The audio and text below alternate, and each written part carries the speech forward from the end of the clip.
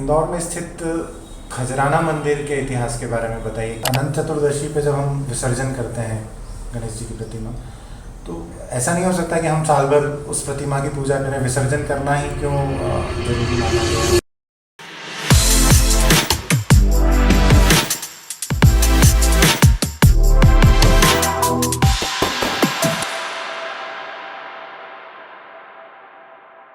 जय श्री गणेश। आज हमारे साथ इंदौर के सबसे प्रसिद्ध मंदिर श्री खजराना गणेश मंदिर के गुरुजी श्री सुमित भट्ट महाराज जी हमारे साथ हैं हमारे पॉडकास्ट शो के लिए। आज हम जानेंगे खजराना मंदिर से जुड़ी कई सारी रोचक जानकारियाँ, भगवान गणेश के कुछ रोचक तथ्य जो आम जनता तक नहीं पहुंच पाते हैं। गुरुजी ने क्या अनुभव किया है आज तक के उनके जीवन काल में, मंदिर से लेके मंदिर प्रांगण में कुछ हुई अद्भुत घटनाओं को लेके, और कुछ रोचक तथ्य जो गुरुजी हमारे साथ शेयर करेंगे आज। सबसे पहले मैं धन्यवाद करना चाहूँगा गुरुजी आपका। आपने इतने कम समय पे हमारे आग्रह पे आपने हमें समय दिया, मैं आपका बहुत बहुत धन्यवाद करता हूँ। जय श्री गणेश। जय श्री गणेश। कैसे हैं गुरुजी आप? आनंद, गणेश जी की कृपा सभी पर और हम पर भी। कैसा रहता है आपका दिनचर्या, कैसी रहती है गुरुजी बताएं? दिनचर्या तो जैसे एक आम व्यक्ति की आरंभ होती है वैसे ही आरंभ होती है जी। नित्य। हम भी घर में गृहस्थी में बंधे हुए हैं, तो हमारे ऊपर भी दायित्व है परिवार का, बच्चों का।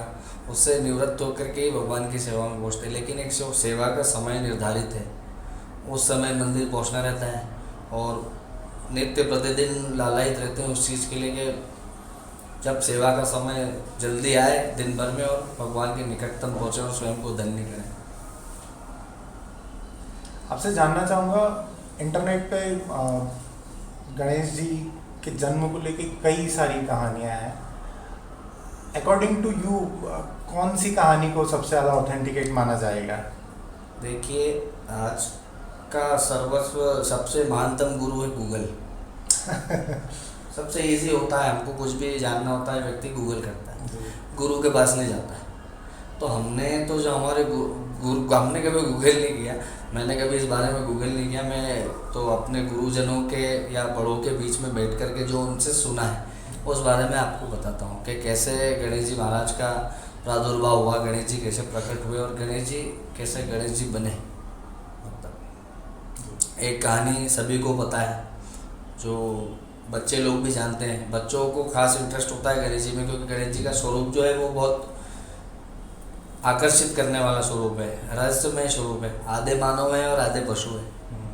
इसलिए एक समय की बात है, कैलाश पर्वत पर भगवती पार्वती स्नान करने जा रही थी माता रानी, तो उन्हें कुछ असुरक्षित लगा के शिवगण, आप जानते हैं शिव के गण सभी है, उसमें गंधर्व भी है, देव भी है, राक्षस भी है। भगवान शिव ने सभी को अपना रखा है। बोले कब कौन प्रविष्ट हो जाए, कोई उनको असुविधा लग रही थी। तो भगवती को ऐसी प्रेरणा हुई कि मुझे एक पुत्र की आकांक्षा है। तो भगवती जगदम्बा ने अपने शरीर का उपटन निकाल करके एक पुतले का निर्माण किया और उस पुतले में भगवती ने आदि गणेश का आह्वान किया। गणेश जी तो पहले से ही थे। भगवान शिव के विवाह में भी गणेश पूजन हुआ है। आप शिव पुराण में यदि देखेंगे तो उसका आता है वर्णन कि भगवान शिव, अब लोग बोलेंगे कि वो तो शिव और पार्वती के पुत्र हैं, उनके विवाह में गणेश पूजन कैसे हो सकता है? तो वो आदि गणेश तो अनंत काल से हैं। तो भगवती ने कामना की कि गणेश जी जैसा मुझे पुत्र चाहिए। तो उस पुतले के अंदर उन्होंने गणेश जी का आह्वान किया। भगवान गणेश जी प्रकट हुए जगदम्बा के आशीर्वाद से, और माता रानी ने उनको एक दंड दे दिया हाथ में कि आज आपसे आप मेरे पुत्र हैं और मैं आपकी माता हूँ। भगवान भी स्वयं को धन्य मानने लगे कि मुझे जगत जननी ने पुत्र बनाया, मैं इनका पुत्र हूँ, मेरा सौभाग्य है। भगवती ने दंड दिया और उनको आदेश दिया कि आज से आप इस गुफा के बाहर मेरी सुरक्षा में रहेंगे और यहाँ से कोई भी व्यक्ति अंदर प्रवेश नहीं किया जाए, ये आपका दायित्व। भगवान ने कहा जो आज्ञा माता। गणपति महाराज जो है वो बड़े मातृ भक्त हैं। इससे इस कहानी से हमको पता चलेगा कि मातृ भक्ति क्या होती है। आज हमें भी, यूथ को भी माता पिता के लिए जो समर्पण होना चाहिए, उसका संदेश भगवान बहुत पहले ही दे चुके हैं। जो आज के समय में बड़ा मिसिंग है, बच्चे बहुत ना- मिसिंग है, हम अवहेलना करते हैं। उन भगवती की एक आज्ञा के कारण क्या क्या हुआ, माँ की एक आज्ञा का पालन करने के लिए पिताजी जिनके परिचय से वो परिचित नहीं थे कि मेरे पिताजी हैं, अब भगवती ने उनको आदेश दे के वहाँ पे स्थापित तो कर दिया, खड़ा तो कर दिया कि अब आपको यहाँ से अनुमति किसी को देना नहीं अंदर आने की, मैं अपने निजी काम में हूँ। थोड़ी देर बाद शिवगण आए, गणेश जी महाराज ने उनको परास्त करके वहाँ से भगा दिया, तो यहाँ से कोई नहीं जाएगा, माँ की आज्ञा है, माँ के आदेश के बिना कोई भी यहाँ से प्रविष्ट नहीं हो सकता। धीरे धीरे बात भगवान शिव तक पहुँची, भगवान शिव का आगमन हुआ। भगवान शिव ने कहा, भाई मुझे कैलाश में आने जाने से कौन रोक सकता, मैं कैलाशपति हूँ। अब गणेश जी तो उनसे परिचित नहीं थे, उनको तो माँ की आज्ञा का पालन करना था। उन्होंने कहा कि आप जो भी हो, बोले मैं महादेव हूँ, तो बोले आप जो भी हो मुझे नहीं पता, भगवान आप यहाँ से प्रवेश नहीं कर सकते, मेरी माँ की आज्ञा है, अन्यथा आप मुझसे युद्ध करें। बात युद्ध तक पहुँच गई, दोनों में युद्ध हुआ। भगवान शिव को क्रोध आया, भगवान शिव ने अपना त्रिशूल उठाया और भगवान गणपति का जो है मस्तक काट दिया। देवी जगदम्बा को पता चला कि अंदर बाहर जो है ऐसी घटना घटित हो गई। भगवती आई, बहुत रुष्ट हुई, काफ़ी क्रोधित हुई कि आपने भगवान महादेव मुझसे मेरा पुत्र कैसे छीन लिया। समस्त देवी देवता का वहाँ पर आगमन हो गया, ब्रह्मा विष्णु महेश इत्यादि सभी देवी देवता वहाँ पर प्रकट हो गए भगवती के रौद्र रूप को शांत करने के लिए। लेकिन माँ एक नहीं मानी, क्योंकि पुत्र से मोह था, पुत्र चला गया, इसलिए भगवती बहुत ज़्यादा रुष्ट थी। फिर उन्होंने कहा कि महादेव आपने लिया है पुत्र मेरा, तो आप ही को देना होगा। भगवान ने कहा मुझे इसकी जानकारी ही नहीं थी कि मेरा पुत्र कैसे बना, तो जगदम्बा ने उनको पूरा वृतांत बताया कि इस प्रकार से आपके पुत्र हैं, अब मुझे तो पुत्र चाहिए। तो भगवान शिव ने नारायण को आज्ञा की कि आप उत्तर दिशा में जाइए, और उत्तर दिशा में जो भी पहली माता देखे, जो अपने नवजात शिशु को पीठ दे करके सो रही हो, आप उसका मस्तक काट करके ले आइएगा। अब महादेव ने ये नहीं कहा कि वो पशु हो, मानव हो या कोई भी जीव हो, उन्होंने कहा जो भी जीव दिखे आपको, आप दक्षिण में जाइए, उत्तर में जाइए और उसका मस्तक काट करके ले आइए। महादेव की आज्ञा से नारायण गए, पृथ्वी पे आए, उन्होंने देखा जिस दिशा में महादेव ने आदेश किया था, तो एक हथनी अपने नवजात बालक को पीठ दे करके सो रही थी। ये हम आज भी देखते हैं कि कोई महिला नए बच्चे को जन्म देती है, नवजात को जन्म देती है, तो घर के बड़े बूढ़े बोलते हैं कि बच्चे की ओर पीठ करके माँ को नहीं सोना चाहिए, उसका दोष आज भी बच्चों को लगा। और नारायण ने उसका मस्तक काटा और लेकर के आ गए, और वो मस्तक भगवान शिव ने गणेश जी महाराज के दर पे लगा दिया। ये आप कह सकते हैं कि संसार का पहला ट्रांसप्लांट। टेक्नोलॉजी बहुत पुरानी है, ये साइंस बहुत पुरानी है, बट वो अब उसका आज रूप अलग है। अलग है। ज्ञान विज्ञान सब धर्म से ही, हिंदू धर्म से, सनातन से ही सब उत्पन्न हुआ है। और उसी प्रकार भगवान ने मस्तक लगा दिया भगवान गणपति को, तो वो गजमुख हो गए। गजमुख हो गणेश से उनको नाम दिया गया गणपति का, गजानंद का नाम दिया, नारायण ने नाम दिया, सबने अपने इच्छित वर दिए। और प्रथम पूज्य की कहानी भी ऐसे ही आती है।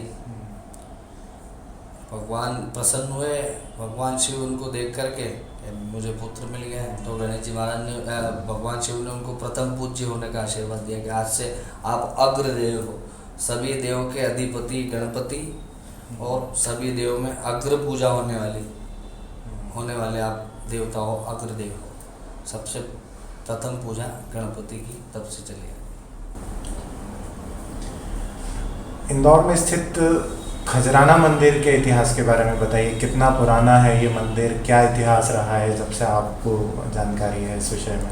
जी, मैंने जैसा अपने घर के बड़ों से सुना है और जो कि सत्य है, इसका कई कालखंडों में आप इंदौर की जुड़ी हुई ऐतिहासिक पुस्तकें हैं, उन्होंने में भी वर्णन है इसका। सन 1735 की बात है। खजराना गांव हुआ करता था। खजराना गणेश आज उस गांव के नाम से जाने जाते हैं। खजराना गणेश। खजराना गाँव हुआ करता था, वहाँ पर एक ब्राह्मण थे हमारे पूर्वज, मुझसे 9 पीढ़ी ऊपर, मैं नौवीं पीढ़ी भगवान खजराना गणेश जी के चरणों में हूँ, उनकी सेवा में हूँ। मुझसे 9 पीढ़ी ऊपर श्री वेदमूर्ति मंगल जी भट्ट थे, उनको वेदमूर्ति की उपाधि होलकर राजवंश से दी गई थी। वो विद्वान ब्राह्मण थे, इसलिए उनको वेदमूर्ति कहा जाता था।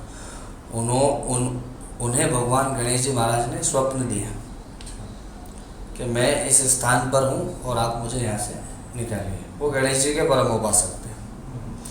अब ये स्वप्न जो है उनको भगवान गणपति महाराज ने कंटिन्यू 1 महीने में कई बार दिया।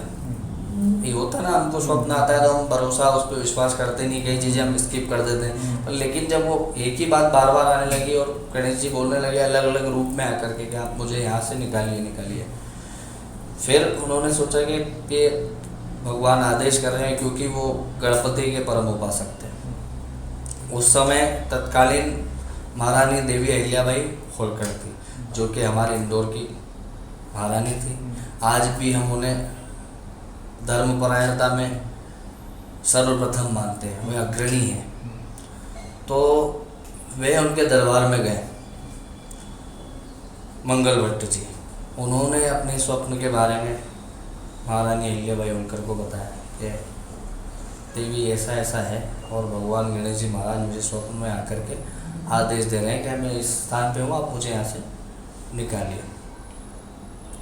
महारानी जो कि धर्मपरायण थी, परम शिव भक्त थी, उन्होंने उस चीज़ को गंभीरता से लेते हुए अपने कुछ लोगों को, अपने सैनिकों को आदेश दिया कि भाई आप जाइए पंडित जी के साथ में, और जहाँ पर ये जिस स्थान को चिन्हित करें वहाँ पर आप कार्य आरंभ कीजिए। उनके बताए हुए स्थान पर उनके लोग आए, फिर उस स्थान पे खुदाई शुरू की गई, और वहाँ से आज मैं आपको ये चीज़ बहुत कम लोगों को पता है, 3 मूर्तियाँ निकली थी। एक तो सर्वप्रथम खजराना गणेश जी महाराज जो हम देखते हैं, सिद्धि विनायक खजराना गणेश, एक चिंतामण और एक इच्छामण, ये 3 गणेश जी की प्रतिमाएं वहाँ से निकली थी। तीनों ही मंदिर परिसर में मौजूद है। मुख्य प्रतिमा सिद्धि विनायक गणेश जी की जो है बड़ा स्वरूप हम देखते हैं, जिनके दर्शन लोग करते हैं। एक भगवान जी के मंदिर के जस्ट पीछे चिंतामण है, नीचे महाकाल है, महाकाल के ऊपर चिंतामण का मंदिर है। वो प्रतिमा भी गणेश जी की समकालीन है और साथ में ही निकली थी।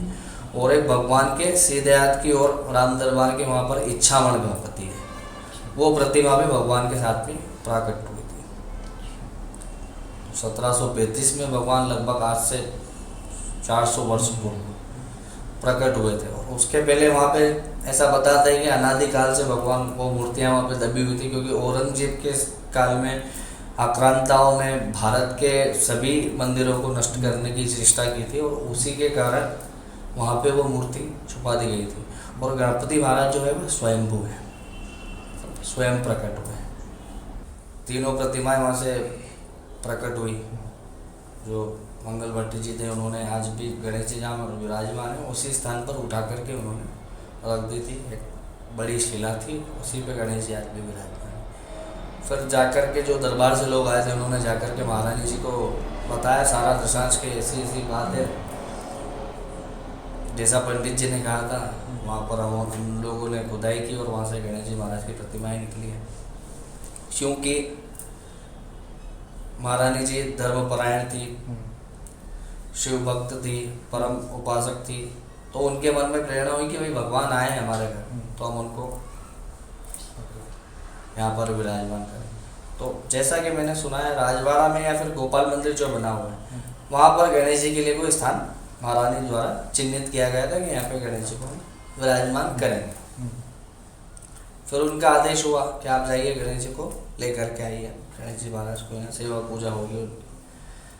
तब जब लोग लेने आए भगवान को, तो गणेश जी महाराज वहाँ से तिल भर भी हिले नहीं।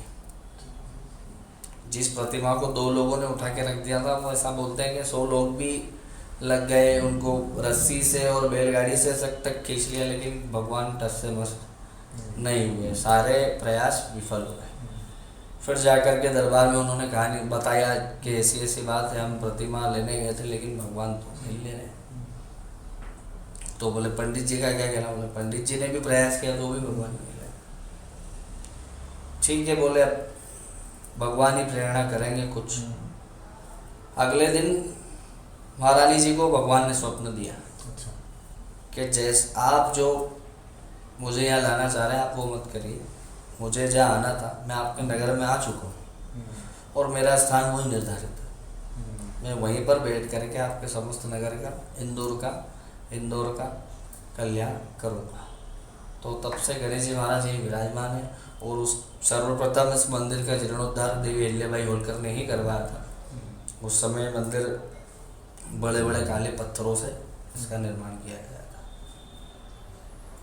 सबसे स्टार्टिंग में ऐसा सुनने में आता है कि भगवान का स्वरूप कुछ छोटी प्रतिमा थी, जी। फिर समय के साथ उसका आकार बढ़ता गया। इसके पीछे क्या कहानी है? मूल प्रतिमा का जो स्वरूप है वो 2.5 फीट के काले पाषाण की प्रतिमा है। आज तो काफ़ी बड़ा। गणेश जी महाराज के आज तो लगभग गणेश जी की हाइट 6.5 फीट के आसपास अच्छा हाइट है जी, बिल्कुल। और चौड़ाई भी लगभग इतनी ही है। क्योंकि भगवान को सिंदूर अति प्रिय है तो रोज भगवान को सिंदूर का चोला चढ़ता है।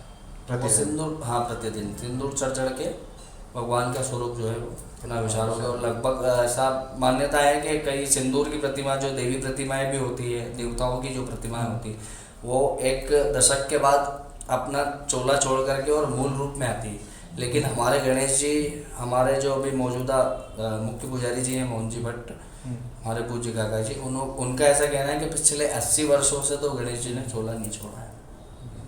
अब जिस दिन भगवान चोला छोड़ेंगे मैं खुद लालायित हूँ उनके उस स्वरूप को देखने के लिए। मेरा सौभाग्य होगा कि भगवान वो दर्शन मुझे दें। तो जिस दिन भगवान चोला छोड़ेंगे हो सकता है संभवतः वो उनकी इच्छा है वो मूल रूप में आ जाए। मूल रूप भगवान का जो है वो 2.5 फीट की पाषाण की प्रतिमा। आपसे जानना चाहूँगा, जितना आपने बताया 9 पीढ़ी से ये भट्ट परिवार ही क्यों बप्पा की सेवा करते आ रहे? क्या कोई महंत, क्या कोई दूसरे पुजारी ये सब चीज़ें नहीं कर सकते हैं? कर तो सब सकते हैं, ऐसा नहीं है, लेकिन क्योंकि वंश परंपरागत पुजारी हमारे यहाँ है, क्योंकि स्वप्ना भगवान गणेश जी महाराज ने मंगल जी भट्ट को दिया था तो वो गणेश जी की प्रेरणा उनको हुई तो उन्हीं की प्रेरणा से भगवान उस स्थान से प्रकट हुए। इसलिए प्रधानता जो है वो भट्ट परिवार को है और मैं भट्ट परिवार की 9वीं पीढ़ी हूँ भगवान जी की सेवा में। हो सकता है आप इसको गणेश जी की इच्छा मान सकते हैं। मंदिर प्रांगण में ऐसी कोई रोचक घटना या कुछ ऐसी स्टोरी जो आपको भी उस पर कभी बिलीव नहीं होता कि ये तो एक कुछ सुपरनेचुरल पावर थी, अद्भुत कुछ ऐसी कहानी जो हम लोग ना जानते हों? भगवान तो पल पल पे अपने होने का एहसास दिलाते हैं, लेकिन उसको जिसके भाव सच्चे और अच्छे हैं। मेरे साथ भी ऐसा कई बार हुआ है। कई भक्त आप अगर वहाँ रुकेंगे और लोगों को देखेंगे जो व्यक्ति भावपूर्ण तरीके से भगवान का दर्शन कर रहा है, उससे जाकर अगर पूछेंगे कि भाई आप अपना एक्सपीरियंस बताओ अबाउट खजराना गणेश जी, आपका इनसे क्या संबंध है, तो हर व्यक्ति की कोई पर्सनल स्टोरी है कि मेरे साथ भगवान ने चमत्कार किया, मैं इसलिए आने लगा, मेरा यह काम रुका हुआ था, मैं आया, मैंने बोला बुधवार का दिन था, काम हो गया, तब से मेरी श्रद्धा और बढ़ गई भगवान में। तो कई लोगों सबके अपने चमत्कार हैं। एक मैं आपको स्टोरी बताता हूँ, पूज्य काका जी ने बताई थी। एक बार क्या हुआ कि तब मंदिर का स्वरूप इतना विशाल नहीं था, लगभग 30-40 वर्ष पुरानी बात है। एक दंपत्ति थे कोई इंदौर की, तो बुधवार का दिन था, काका जी भगवान को पंडित जी चोला चढ़ा रहे थे। मंदिर में एक तगत हुआ करता था भगवान के सामने, उनके हाथ में एक छोटा सा शिशु था, 6 माह या 8 माह का रहा होगा। उन्होंने उस बच्चे को उस तगत पर रख दिया और रोने लगे, वेदना करने लगे भगवान के सामने। जब पंडित जी ने देखा कि भाई क्या है, पूछा उनसे जिज्ञासावश, और जब बच्चे की ओर देखा तो आश्चर्यचकित रह गए। छोटा सा बच्चा और उसके पूरे शरीर पे बड़े बड़े फफोले हो रहे थे। ऐसे विभस्त के हम देख नहीं सकते। उसकी स्थिति बहुत ज़्यादा खराब थी, वो बच्चा तड़प रहा था, दर्द से करांज रहा था। और माता पिता, क्योंकि माता पिता है, वो अपनी वेदना भगवान के सामने प्रकट कर रहे थे कि प्रभु है। उन्होंने काका जी ने उनसे पूछा कि भाई क्या हुआ, आप बताएं समस्या। बोले पंडित जी ऐसा है कि ये हमारा बच्चा है और हमने इसको लगभग इंदौर और इंदौर के आसपास के सभी डॉक्टरों को दिखा दिया और सब डॉक्टरों ने बोल दिया कि इसका कुछ नहीं हो सकता, हमें बीमारी इसकी कोई समझ नहीं आती, क्योंकि गणेश जी इंदौर के प्रधान देवता है खजराना गणेश, तभी से लोग बड़ा मानते हैं भगवान को, श्रद्धा है। तो बोले हम पंडित जी सब दूर से हार चुके हैं, हमारे मन में ये भाव आया कि इन्होंने इसको दिया था, अब हम इनके दरबार में इसको छोड़ करके हम तो जा रहे हैं, प्रभु या तो इसको सुरक्षित करके हमको दे देंगे या भगवान अब इसको अपनी शरण में रख ले। काका जी को समझ नहीं आया कि क्या करें, व्यक्ति ऐसा भाव प्रकट कर दे तो हम भी असमंजस में पड़ जाएं एकदम कि ये क्या हो रहा है। फिर गणेश जी ने काका जी को प्रेरणा दी कि इसके लिए कुछ किया जाए। तो जो आप देखेंगे गणेश जी के सीधे हाथ की ओर अखंड ज्योत है और उल्टे हाथ की ओर भी अखंड ज्योत है, दोनों ओर अखंड ज्योत चलती है। तो सीधे हाथ की जो और जो अखंड ज्योत है वो घी की दीप ज्योत है और उल्टे हाथ की ओर तेल की ज्योत है। काका जी ने एक डब्बी में अखंड ज्योत का घी भरा, गणेश जी को स्पर्श कराया, टीका लगाया उस बच्चे को और उसके माता पिता को दे दिया कि बोले आप ये लीजिए, भगवान का आशीर्वाद है और आज से आप इसके घावों पे इसको लगाना शुरू करिए और ये घी अगर ख़त्म हो जाए तो आप फिर आ जाना लेने।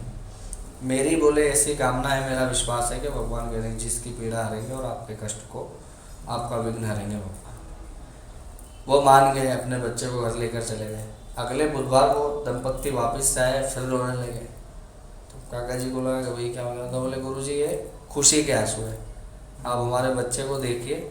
उन्होंने जब बच्चे को देखा तो उसके घाव भरना शुरू हो गए थे एकदम, जो मतलब कई दवाइयों से जो असर उसको हो नहीं पाया था वो एक हफ्ते में उसमें मतलब लगभग 70% उसको एक हफ्ते में गणेश जी ने स्वस्थ कर दिया था।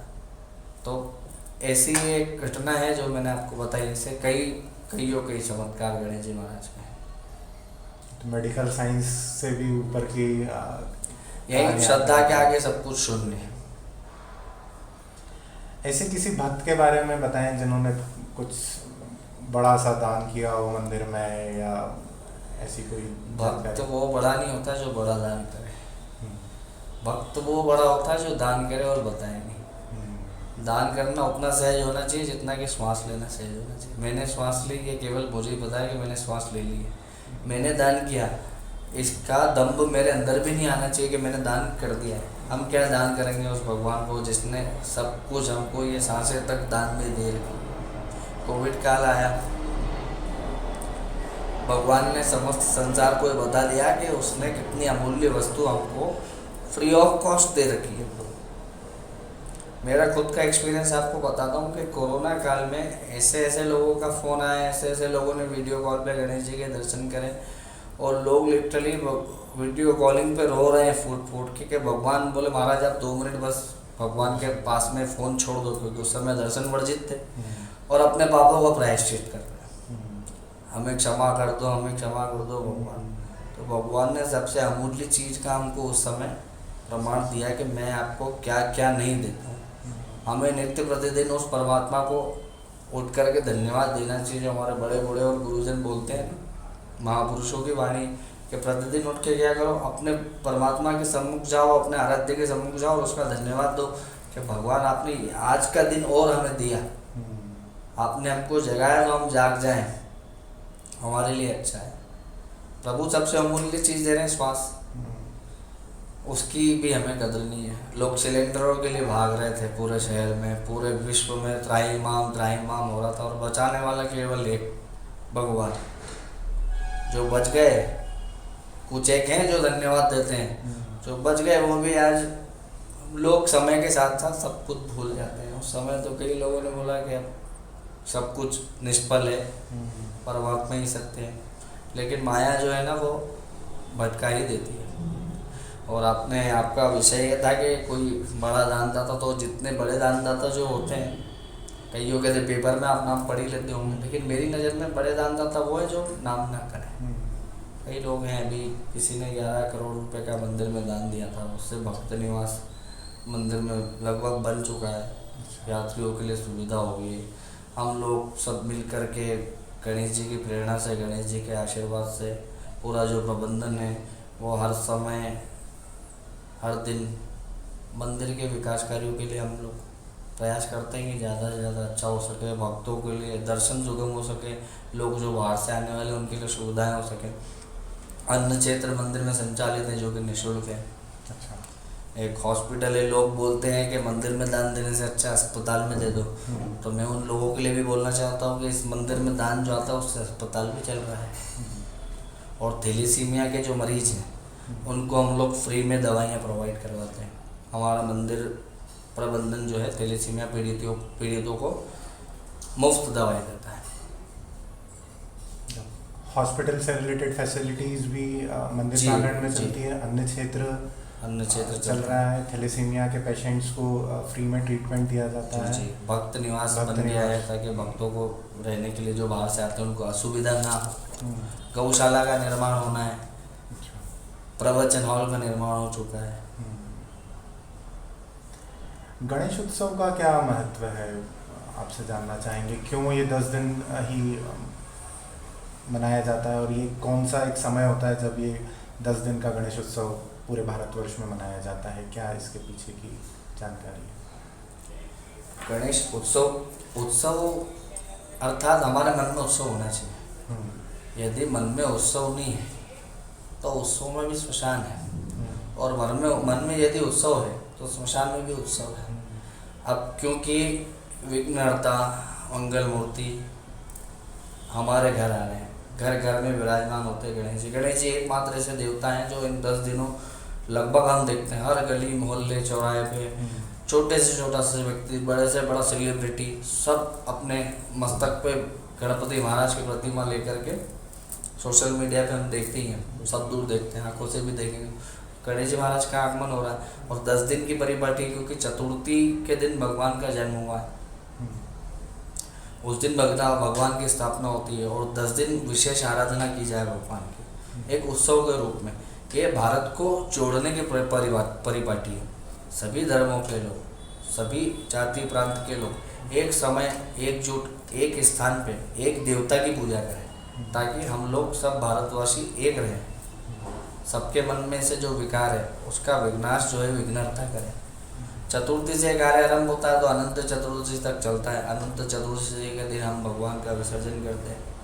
आमजन के लिए कुछ आपसे जानना चाहूँगा कि स्थापना के समय क्या सावधानियां रखना चाहिए, किस तरीके से स्थापना की जाना चाहिए, क्योंकि आजकल की जो यूथ है वो ना पेरेंट्स से इन सब चीज़ों की जानकारी ले पाती है, जैसा आपने बताया, ना गुरु से जानकारी ले पाती है। तो एक शॉर्ट वे में आप क्या क्या सावधानी रखना चाहिए स्थापना के समय?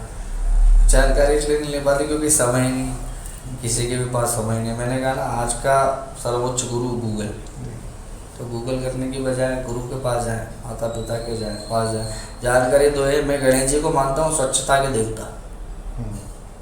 इंदौर इसलिए नंबर 1 है, मेरा मानना तो यही है। गणेश जी को सबसे ज़्यादा जो प्रिय है ना वो स्वच्छता है। हर देवता को ही है, लेकिन गणपति इसमें अग्रणी है। हम जब गणपति बप्पा हमारे घर में विराजमान हो तो कोशिश है, पूरा प्रयास यह रहना चाहिए कि हमारे घर में बिल्कुल स्वच्छता रहे, साफ सफाई का हम विशेष ध्यान रखें। घर में कोई ऐसा व्यक्ति ना हो जिसके मन में कोई पाप हो, एक दूसरे के प्रति घृणा हो। ये इन चीज़ों का हमको सबसे पहले तो इन चीज़ों का ही त्याग करके भगवान को लाना चाहिए। मैंने कहा ना, उत्सव मतलब आपके मन में उत्सव नहीं है तो आप भगवान को नहीं ला सकते। आपके मन में उमंग होना चाहिए, उत्साह होना चाहिए कि गणपति हमारे घर में विराजमान हो रहे हैं। और गणेश जी महाराज को प्रिय है मोदक, गुड़, गन्ना, कबीट और जामुन। इसका भोग लगाइए भगवान को, गणेश जी अत्यंत प्रसन्न होंगे।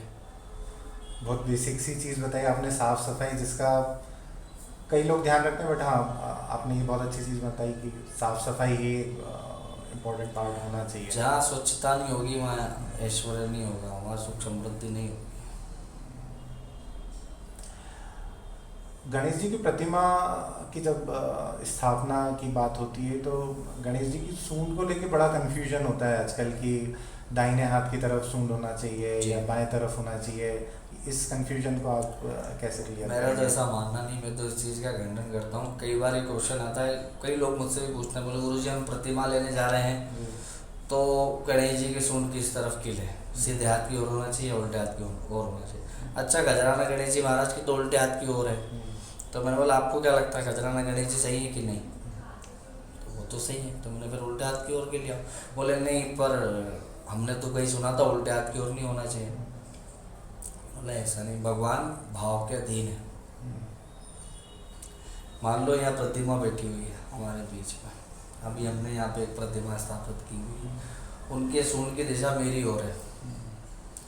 आपके मन में भाव भी आ जाएगा कि इनकी सूंड तो बड़े गुरु जी की ओर है, मेरी ओर क्यों नहीं कर लेते? तो वो तो भगवान किधर भी सूंड कर सकते हैं। यदि हम हमारे हाथ पैर इधर उधर चला सकते हैं, मैं पालकी मार के बैठ सकता हूँ, ऐसे वो उनकी मुद्राएं, उनकी इच्छाएं। हमारे मन में कामना केवल ये रहनी चाहिए कि मंगलकारी है मंगल मूर्ति, चाहे उनकी सूंड राइट साइड हो चाहे लेफ्ट साइड हो, हमारा राइट ही होगा, हमारा कल्याण ही होगा। केवल हमारे भाव के अधीन है भगवान, ये तो हमको देखना है। मूर्तिकार मूर्ति बनाता है, केवल कल्पना है। जैसा धर्म ग्रंथ और शास्त्रों में लिखा हुआ है, जो गुरुजनों से महापुरुषों से लोगों ने सुना है, मूर्तिकार ने भी सुना होगा, उसके अनुरूप और अपनी कल्पना के अनुरूप और भगवान की प्रेरणा के अनुरूप मूर्तिकार मूर्ति को उस रूप में डालता है। लेकिन क्या ये सत्य है कि भगवान ऐसे होंगे? ये किसी को नहीं पता। भगवान शिव की हम कल्पना करते हैं कि भगवान शिव हाथ में शूल है, गले में सर्प है, मुंड की माला है, तो वो कल्पना के अनुरूप भगवान शिव बना दी। कल्पना इतनी सुंदर है तो वो कितना सुंदर होगा, ये सोचने का विषय है। तो मेरे हिसाब से तो सूंड का कोई ये नहीं है कि राइट और लेफ्ट, भगवान तो हमेशा राइट है। वो मन में भाव केवल इतना रहे कि मंगल मूर्ति को हम ला रहे हैं तो हमारा मंगल होगा ही होगा, विघ्नहर्ता हमारे घर को उधारेंगे तो हमारे विघ्नों का नाश होगा।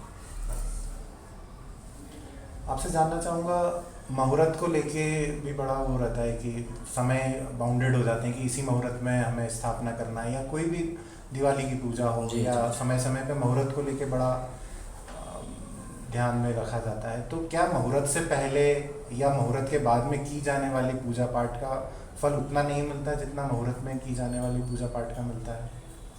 जी बिल्कुल। मुहूर्त जो है ये हमारे लिए, नक्षत्र जो है हमारे लिए, घड़ी जो है हमारे लिए, चौकड़िया जो है हमारे लिए, भगवान के लिए नहीं। भगवान के सब कुछ भगवान के अधीन है। जब पत्ता भी उसके बिना नहीं हिल सकता, तो मुहूर्त और ये नक्षत्र ये ग्रह क्या करेंगे? हमको ग्रह परेशान करते तो हम किसके पास जाते हैं? भगवान की शरण में जाते हैं ना कि भगवान मेरा राहु खराब है, शनि खराब है, ये वो। लेकिन क्योंकि हमारे जीवन में नक्षत्रों का, ग्रहों का प्रभाव मनुष्य पे पड़ता है, और जब मनुष्य भगवान को घर में विराजमान करता है तो उसका भाव रहता है कि हम शुभ मुहूर्त में ही भगवान का शुभ आगमन हो। हम गाड़ी लेने जाते हैं तो हम शुभ मुहूर्त देखते हैं कि शुभ मुहूर्त में हम गाड़ी शोरूम से निकालें, शुभ मुहूर्त में हम मंदिर जाएं, शुभ मुहूर्त में पूजा हो।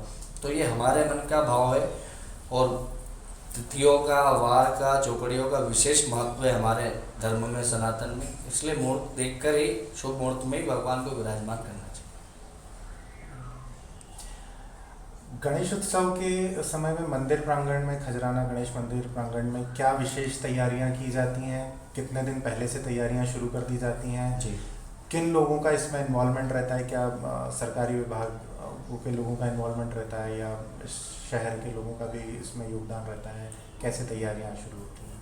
जी, क्योंकि अब आप देख रहे हैं मंदिर का स्वरूप जो है वो दिन ब दिन विशाल होता जा रहा है, और श्रद्धालुओं की संख्या भी समय के साथ साथ बढ़ती जा रही है, और इसमें सभी का योगदान होता है। मंदिर प्रबंधन, माननीय जिलाधीश महोदय, हमारा परिवार, मंदिर प्रबंधन के जो लोग हैं वो, पुलिस प्रशासन, खजराना के जो भगवान के सेवक लोग हैं वो सब, कुछ भक्तजन हैं, सबके समूचे सहयोग से ये कार्य चलता है।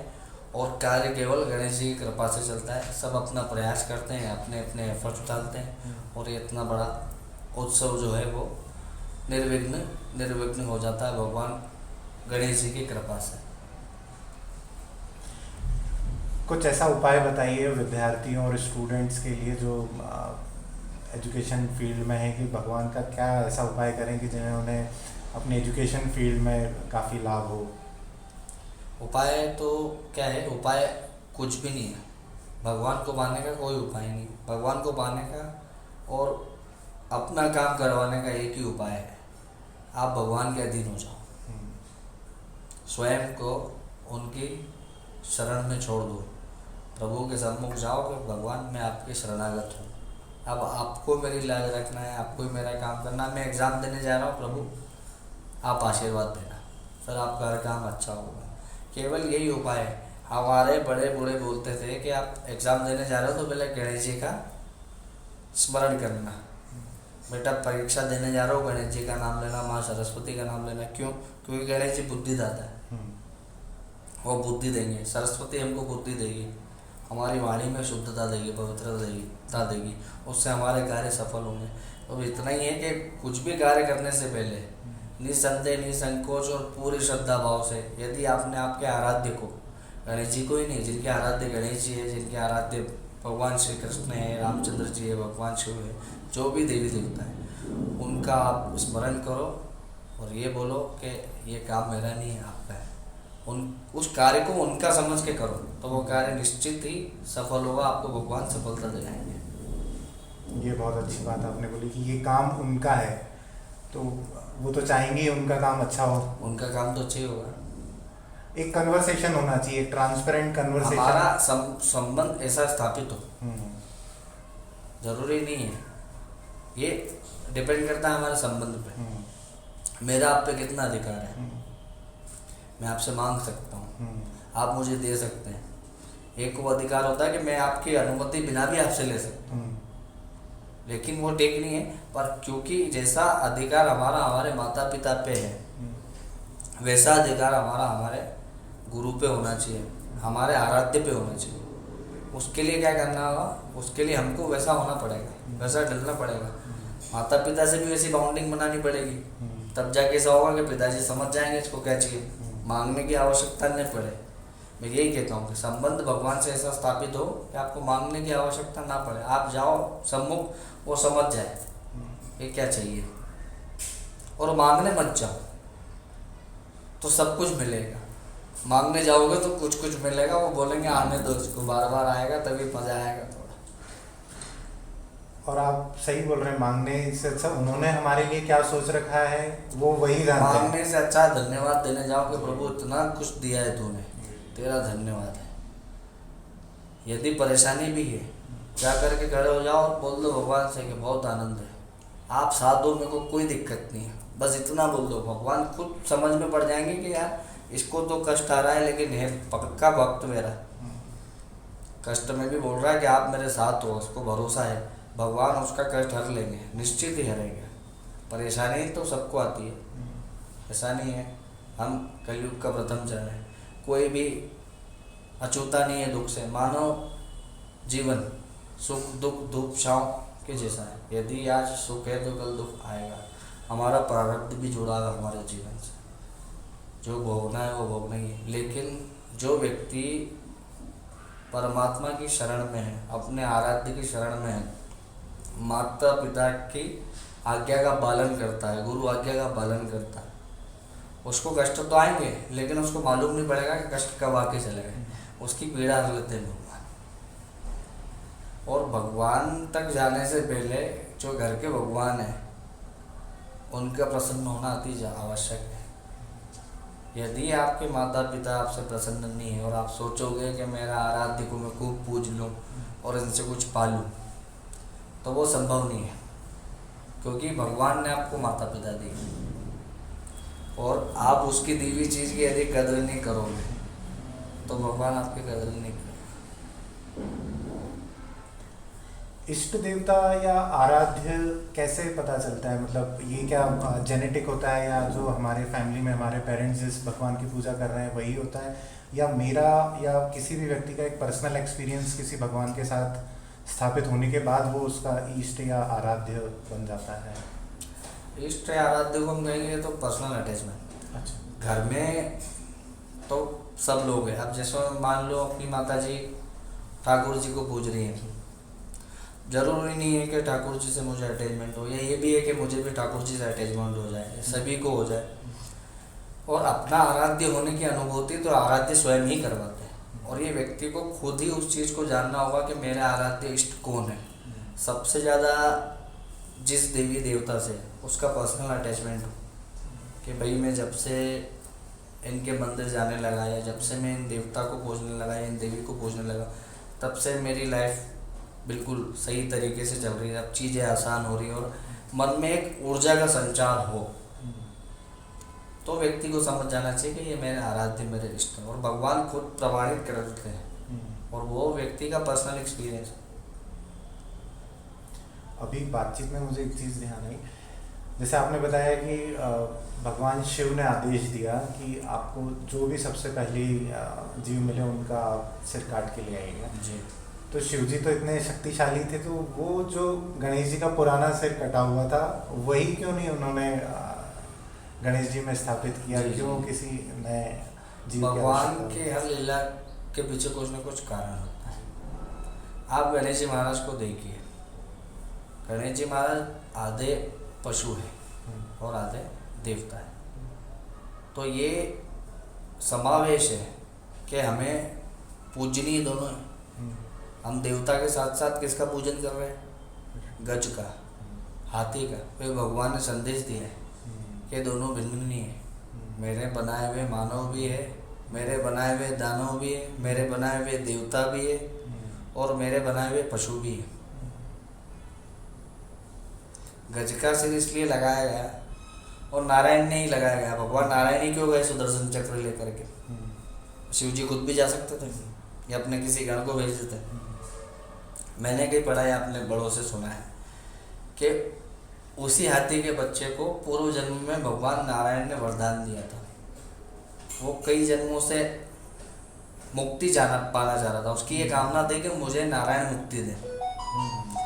तो भगवान नारायण ने कहा कि तुम्हारा अगला जन्म होगा हाथी के बच्चे के रूप में, तब मैं अपने सुदर्शन से तुम्हारा संहार करके और कल्याण करूँगा, और तुमको कल्याणकारी बनाऊंगा, तुम कल्याणकारी रहोगे जगत के लिए। तो ये कहानी है। हम देखते हैं जब भी गणेश जी की पूजा की जाती है तो दुर्वा का एक विशेष महत्व है, और बाकी भगवानों की पूजा पाठ में हम तुलसी जी का उपयोग करते हैं। गणेश जी की पूजा में, गणेश जी की पूजा में तुलसी जी का बिल्कुल प्रयोग नहीं होता है, और दुर्वा का इतना विशेष महत्व क्या है? दुर्वा का विशेष महत्व इसलिए, दुर्वा अंकुर गणेश जी महाराज को अत्यंत प्रिय। जैसे मैंने आपको कहा ना कि गणेश जी को क्या प्रिय है, गणेश जी को दुर्वा, गन्ना, जामुन, मोदक, गुड़ और कबीर। तो दुर्वा की कहानी ऐसी है कि अनलासुर नाम का एक दैत्य था, राक्षस था। उसने पृथ्वी पे और स्वर्ग में सब दूर हाहाकार मचा रखा था। उसका ये था कि वो भक्षण कर लेता था, जो भी उसके सामने वो खा जाता था लोगों को। सभी देवता चिंतित होकर के भगवान शिव के पास गए कि प्रभु, ये इसने त्राहिमाम मचा रखा, पूरे पृथ्वी पे हाहाकार मचा रखा, आप कुछ उपाय बताओ, इसका नाश करो। तो भगवान शिव ने कहा कि इसका हल जो है वो गणपति के पास है, आप गणेश जी की शरण में जाओ। सब देवता गणेश जी महाराज के पास गए। उन्होंने कहा कि इसको आप अनलासुर से हमारी सबकी रक्षा करो। गणेश जी महाराज उससे युद्ध करने गए अनलासुर से, और गणेश जी महाराज ने अपनी सूंड में उसको लपेट करके अनलासुर का भक्षण कर लिया। गणेश जी उसको खा गए, क्योंकि वो राक्षस था। अब वो राक्षस को खा गए तो भगवान के पेट में गर्मी हो गई बहुत भयंकर, जिससे गणेश जी महाराज के शरीर का ताप बिगड़ने लगा, बेचैन होने लगे। तो महर्षि कश्यप ने जब ये देखा तो महर्षि कश्यप ने भगवान की उष्मा को शांत करने के लिए 21 गांठ की दुर्वा बनाई, और वो दुर्वा गणेश जी महाराज के मस्तक पे चढ़ाई। उससे गणेश जी महाराज को वो जो उसकी उष्मा थी उससे शांति मिली। तब से गणेश जी महाराज जो है वो दुर्वा चढ़ाने से अत्यंत प्रसन्न होते हैं।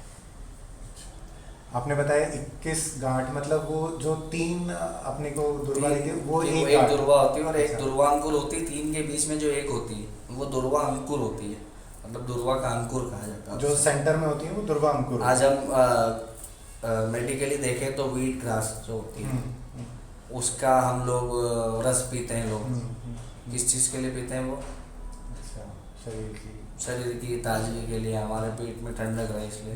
तो ये पुराना साइंस है। तब दुर्वा चढ़ी थी गणेश जी को, तब उनकी गर्मी शांत हुई थी, और आज भी वो चल रहा है।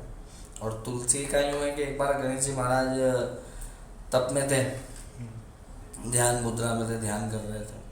तब तुलसी देवी उनके सम्मुख आई और उन्होंने उनको जगाया तब से, और विवाह के लिए प्रस्ताव किया तुलसी जी ने कि मैं आपसे विवाह करना चाहती हूँ गणेश जी महाराज क्रोधित हो गए, मैं आपसे विवाह नहीं कर सकता। मुझे विवाह करना ही नहीं है, मुझे विवाह करना ही नहीं है। ये गणेश जी ने उत्तर दिया। क्यों? बोले क्यों का उत्तर नहीं, मुझे करना ही नहीं विवाह, मैं विवाह करना ही नहीं चाहता हूँ आपसे, क्या मैं किसी से नहीं करना चाहता हूँ। आपकी चेष्टा कैसे हुई मतलब मुझे विवाह के लिए प्रस्ताव देने की? मैं आज से अपनी समस्त पूजाओं से आपको दूर करता हूँ। मेरी किसी भी पूजा में, किसी भी कार्य में आप वर्जित हैं। तो गणेश जी महाराज की किसी भी पूजा में तुलसी का उपयोग नहीं किया जाता। ठाकुर जी ने वरदान दिया था, इसलिए भगवान नारायण की हर पूजा में तुलसी प्रधान है। तुलसी का उपयोग सर्वमान्य है। जब तक तुलसी ठाकुर जी की पूजा में, भोग में ठाकुर जी को ना चढ़ाओ, तब तक ठाकुर जी प्रसन्न नहीं होते। और गणेश जी ने ऐसा कहा कि मैं विवाह नहीं करूँगा आपसे, तो उससे फिर तुलसी क्रोधित हुई। तो तुलसी ने गणेश जी को साथ दिया कि आप विवाह नहीं करना चाहते, लेकिन आपके 2 विवाह हुए। इसलिए गणेश जी के 2 विवाह हुए, माता रिद्धि और सिद्धि से। जी, मतलब शादी विवाह हुआ गणेश जी का बाद विवाह बाद में हुआ। उस समय गणेश जी ने कहा कि भाई मैं शादी करना ही नहीं चाहता हूँ। फिर माता पिता की आज्ञा से और प्रेरणा से भगवान को करना पड़ा, और क्योंकि तुलसी का श्राप था कि 1 नहीं 2 होंगे, तो रिद्धि सिद्धि दोनों से करना पड़ा। गणेश जी के काफ़ी नाम हैं, उसमें से एक सबसे प्रचलित नाम मुझे जो याद आता है वो एक दंत कहा जाता है। जी, इसके पीछे की क्या स्टोरी है बताएं। इसके पीछे की भी बहुत बड़ी स्टोरी है, काफ़ी रहस्यमय है ये स्टोरी।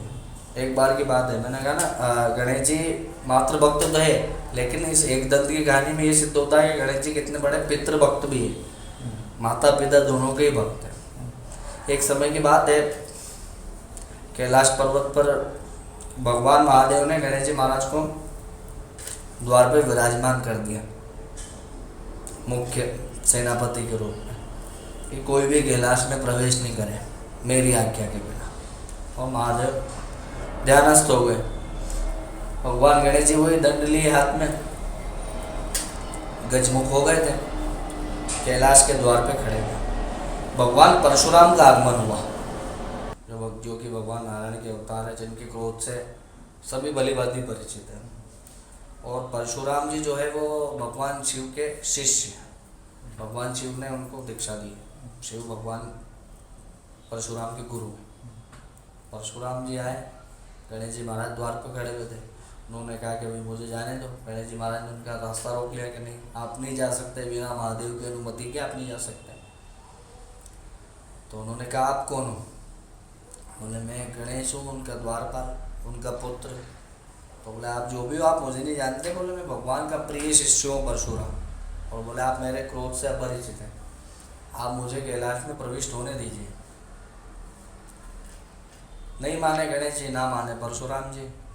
परशुराम भगवान को क्रोध आया, उन्होंने अपना परशु उठाया और गणेश जी के दांत पे प्रहार कर दिया। तो एक दांत गणेश जी महाराज का उस समय उस परशु के, परशुराम जी के परशु के प्रहार से टूट गया। फिर भगवान शिव वहाँ पर प्रकट हुए। उन्होंने देखा कि ये युद्ध आगे बढ़ सकता है। उन्होंने आकर के रोका कि यार अब युद्ध मत करिए। और वो लीला थी भगवान की। तब से गणपति एक दंत हुए। और वही एक दंत, जो एक दांत भगवान का टूटा, उसी से महर्षि वेद व्यास ने महाभारत जैसा महाकाव्य लिखा। वो बिना गणपति के दांत की लेखनी के संभव नहीं था। तो भगवान की हर लीला के पीछे कुछ न कुछ रहस्य होता है और कुछ न कुछ कारण होता है। तो ये गणेश जी महाराज के एक दंत बनने की कहानी है, इसके पीछे 2 ये मुख्य कारण है।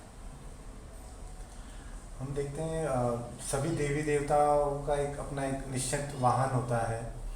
देवी जी शेर पे सवार होती हैं, गणपति जी ने अपना वाहन मूषक चुना या क्या है? गणेश जी का इतना विशालकाय शरीर है और उन्होंने सवारी के लिए मूषक का चयन किया। मूषक का कल्याण करने के लिए भगवान ने मूषक को चुना। अच्छा जी, मूषक जो है वो मूषक नहीं थे, एक क्रौंच नामक गंधर्व था। वो इंद्र के दरबार में हुआ करता था, इंद्र के साथ में थे। क्रौंच नामक गंधर्व हुआ करता था। वो बड़ा चंचल था। तो एक समय वो ही अपनी चंचलता उठापटक वो कुछ कर रहे थे, तो वामदेव उस दरबार में विराजमान थे, तो वामदेव को उनका पैर लग गया।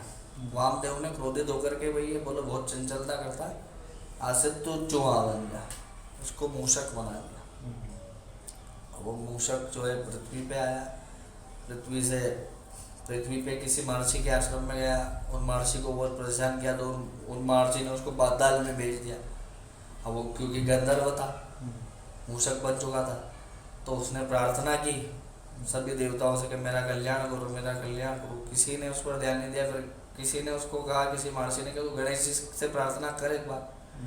गणेश जी से जब क्रौंच ने प्रार्थना की तो गणेश जी ने अपना पास फेंक करके उसको पाताल से अपने पास लाए।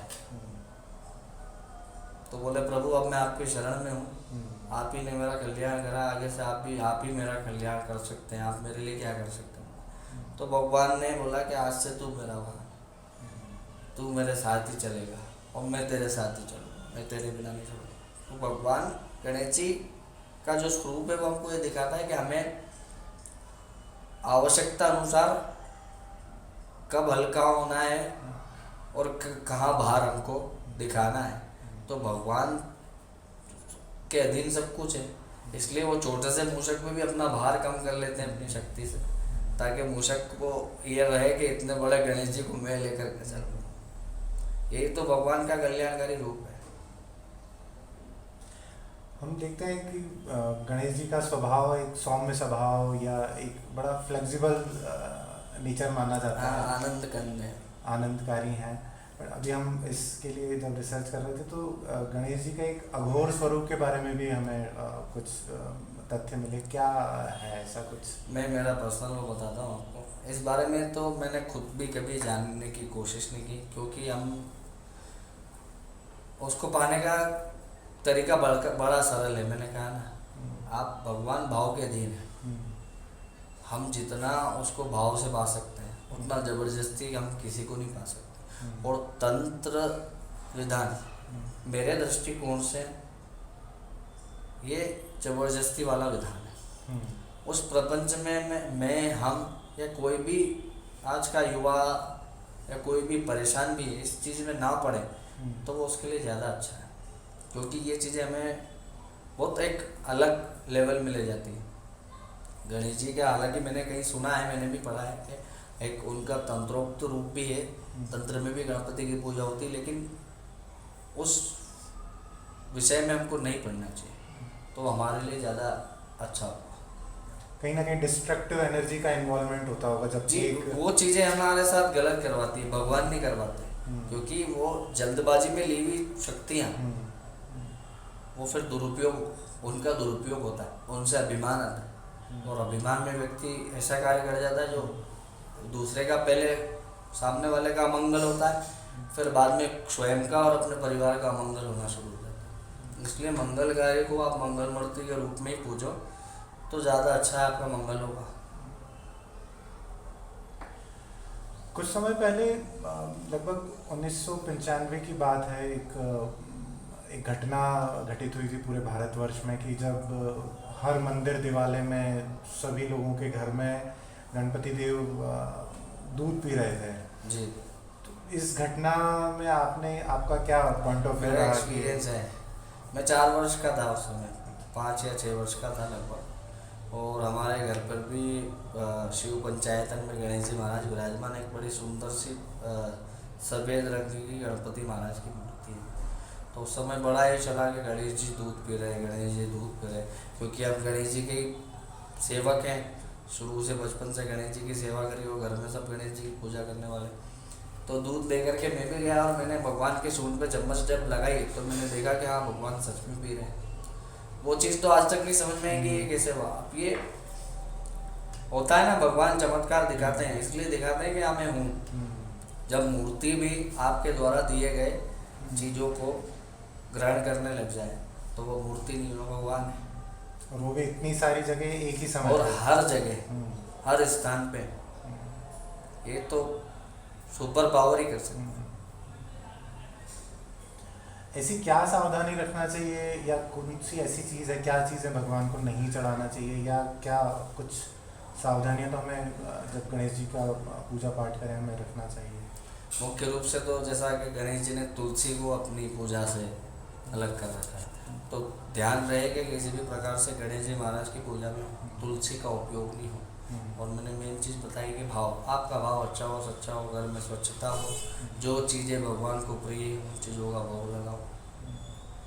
घर में या घर का कोई भी व्यक्ति कोई भी खराब व्यसन ना करे, खराब भोजन ना करे, इन चीज़ों का विशेष ध्यान रखें।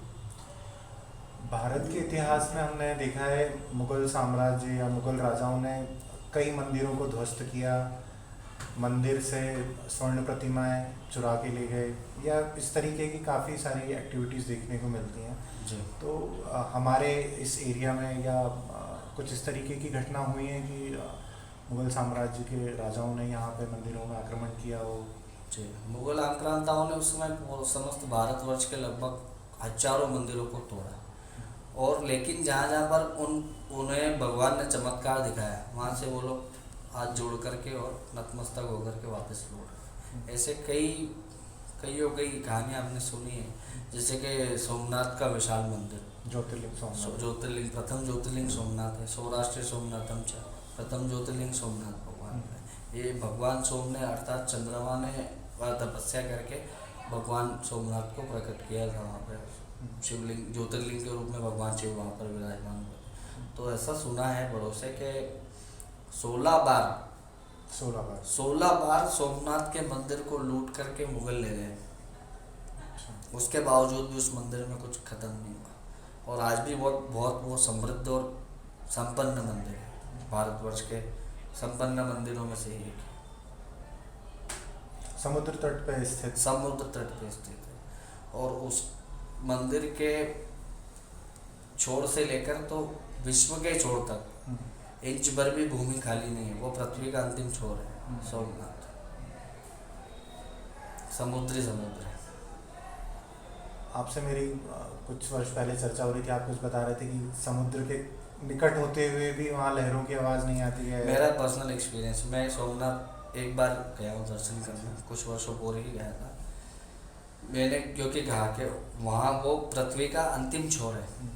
आप देखेंगे वहाँ पे वो कुछ लगे हुए भी हैं उपकरण लगा रखे हैं वैज्ञानिकों ने, कि वो गणना करने के लिए समुद्र की और जल स्तर की ये सब चीज़ें करने के लिए, और वहाँ पर स्नान करना भी वर्जित है उस समुद्र तट पे, क्योंकि वो समुद्र का एक बहुत विशाल स्वरूप है। जब हम मंदिर परिसर के बाहर होते हैं तो समुद्र की जो आवाज़ होती है वो बड़ी विकराल हमको कानों में लगती है कि भाई समुद्र बहुत तेज़ी से उथल पुथल हो रही है इसमें।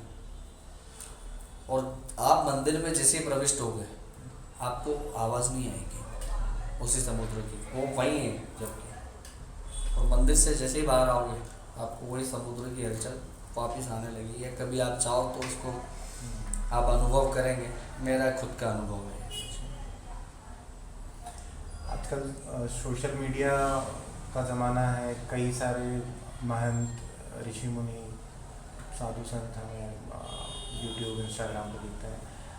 आपको किन से प्रेरणा मिलती है, या ऐसे कोई सी दिव्य शक्ति वाले महापुरुष आपके जीवन में जिनका आपको कुछ अलग अनुभव हुआ? जी, प्रेरणा तो सर्वप्रथम माता पिता और भगवान से ही मिलती है। प्रेरणादायक तो वही है जो कि आपको इस यहाँ तक लाए, सब सोचने समझने की और सब मानने की, भाई ये देवता हैं, ये हैं, ये महापुरुष हैं, ये संत जन इस रूप में होते हैं, इनको प्रणाम करना चाहिए।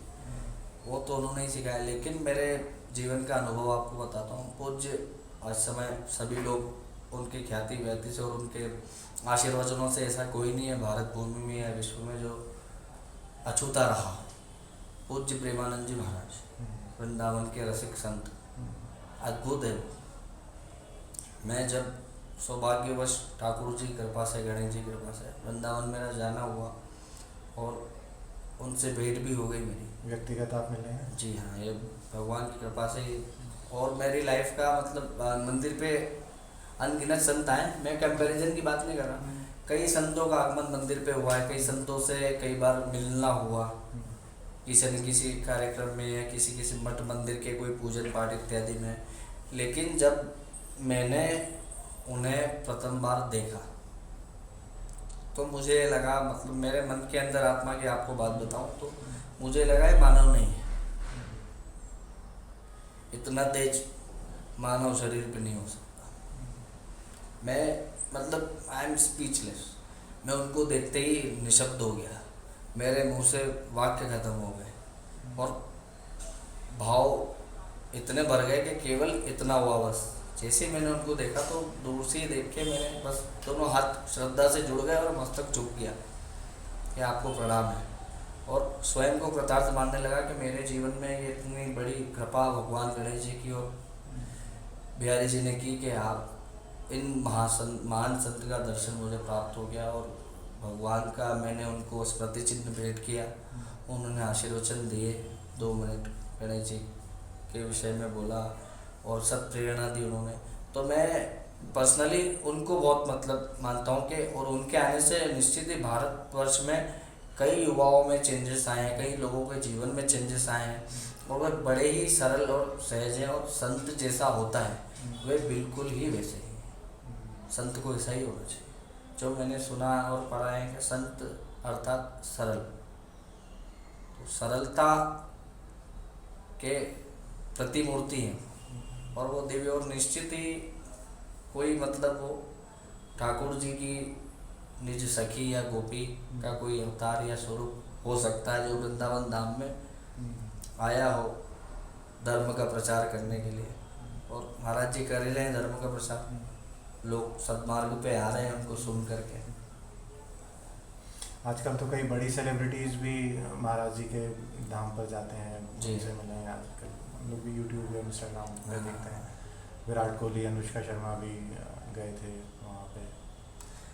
जी बिल्कुल ही, बहुत बड़े बड़े लोग जाते हैं उनसे मिलने, लेकिन आप इस चीज़ पे विश्वास नहीं करेंगे, मैं भी जब गया तो मुझे वहीं के कोई लोगों ने, मतलब उनके अनुयायी तो किसी से बात नहीं करते, समय होता नहीं उनके, क्योंकि महाराज जी खुद अस्वस्थ रहते हैं, नित्य उनका डायलिसिस होता है, और वो पीड़ा झेलने के बाद वो जब आते हैं, और उनका सब कुछ समय फिक्स है कि 1 घंटे लोगों से एकांतिक वार्तालाप करना, 2 घंटे अपना कीर्तन करना, उसके बाद फिर विश्राम वगैरह। बड़े बड़े लोग उनसे मिलने आते हैं, क्योंकि लोग उनके आशीर्वचनों से बड़े ही प्रभावित थे। तो जो लोग मुझे लेकर के गए थे उन्होंने मुझे बताया कि बोले महाराज यहाँ किसी का कुछ नहीं चलता, बड़े बड़े लोग आते हैं, अपने अप्रोच लगाते हैं, लेकिन सिस्टम वही है कि आप पहले आओ। बोले हमने आपका भी अपॉइंटमेंट ऐसे ही फिक्स किया, और लेकिन वो प्रधानता देते हैं मठ मंदिर के पुजारी संत जनों को, वो प्रधानता देते हैं, ना कि सेलिब्रिटीज और अधिकारी और नेतागणों। यदि कोई मंदिर का सेवक, किसी आश्रम का संत या कोई महापुरुष उनसे मिलने गया तो वो उसको प्रायोरिटी देते हैं, लेकिन वहाँ सब समान रूप से। और मैंने पर्सनली देखा कि वहाँ पे कोई दान देने के लिए कोई स्थान उन्होंने निर्धारित नहीं कर रखा है, कोई दान पात्र वहाँ पर नहीं है। लोग अपनी श्रद्धा से कुछ दे के भी जाते हैं, तो मैंने सुना कि जो बड़े बड़े लोग बड़ा कुछ दे के जाते हैं, तो महाराज जी को अगर पता चलता है तो महाराज जी गुस्सा होकर के लौटा देते हैं कि बोले आप उसको दे दीजिए, हम तो साधु हैं, हम मांग के खाने वाले लोग। और श्री जी है जो चला रही है हमारे इस संस्थान को। हमारे सनातन धर्म और आध्यात्म से आज के युवाओं को और यूथ को क्यों जुड़ना जरूरी, क्या इतना इम्पोर्टेंस क्या है? क्योंकि हम हमारी संस्कृति को खोते जा रहे हैं धीरे धीरे, इसलिए सनातन और आध्यात्म और धर्म से जुड़ना बहुत ज़रूरी है। ऐसा कोई नहीं है विश्व में जो सनातनी ना हो, मेरा ऐसा मानना है। हमारे जीवन में एक समय ऐसा निर्धारित रहे हमारे दिन भर में, आप ये नहीं कि 2 घंटा बैठ करके जाप करो, आँख बंद करके बैठे रहो, घर के सारे कर्म छोड़ दो, आपको जो दायित्व मिले हुए सांसारिक उनका त्याग करके आप भगवान का भजन करने लग जाओ। भाई वो चीज़ भी आपको भगवान नहीं दी है, क्योंकि आप ही ने मांगी है उनसे, तो उन चीज़ों का निर्वहन करना भी अति आवश्यक है। लेकिन 5, 10 मिनट, 2 मिनट, 20 मिनट जितना हम समय निकाल सकते हैं, अपने आराध्य का जाप करें, अपने इष्ट मंत्र का जाप करें, अपने भगवान का ध्यान करें, उससे मन में शीतलता, शांति और हमारे जीवन में पॉजिटिविटी आएगी बहुत ज़्यादा, और हमारे घर का वातावरण शुद्ध होगा। तो ये युवा को बहुत ज़रूरी है कि अपने दैनिक दिनचर्या में एक समय ऐसा निर्धारित हो कि या तो मंदिर जाने की आदत डालें, या घर में ही जो मंदिर है वहाँ बैठ करके अपने आराध्य का ध्यान करें। तो उससे क्या है कि जो संस्कृति हमारी नष्ट होती जा रही है, लोग पाश्चात्य संस्कृति की ओर जा रहे हैं, वो उस लोग और ना जाएंगे और हमारा भारत फिर से विश्व गुरु बनेगा। यूथ के लिए एक कोई ग्रंथ या बुक कुछ ऐसा जो आप बताना चाहेंगे कि ये तो एक हर यूथ को पढ़ना चाहिए, जिससे life management, time management, motivation सब का एक कॉम्बो पैक हो, ऐसा?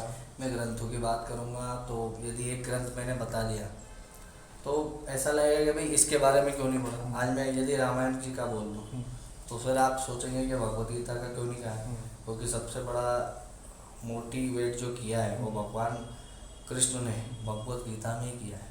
हमको सारे ग्रंथ सब कुछ सिखा सकते हैं, कुछ कुछ में से सब में है, लेकिन बहुत कुछ है, लेकिन हमने कुछ ही अगर सीख लिया किसी से भी, आपको जिसमें इंटरेस्ट है, आपको रामायण जी पढ़ना है, आप रामायण की 2 चौपाई पूरी मत पढ़ो, 2 चौपाई अपने जीवन में उतार लो तो जीवन सार्थक हो जाएगा। कोई भी कहीं से भी लेके गीता जी का, भगवान का एक श्लोक, गीता का एक श्लोक अपने जीवन में उतार लो, जीवन सार्थक हो जाएगा। भगवान ने अर्जुन से क्या क्या कहा, उसकी एक लाइन अपने जीवन में उतार लो कि कोई कुछ नहीं है, करता धरता, देने वाला लेने वाला, सब कुछ कौन है, मैं हूँ।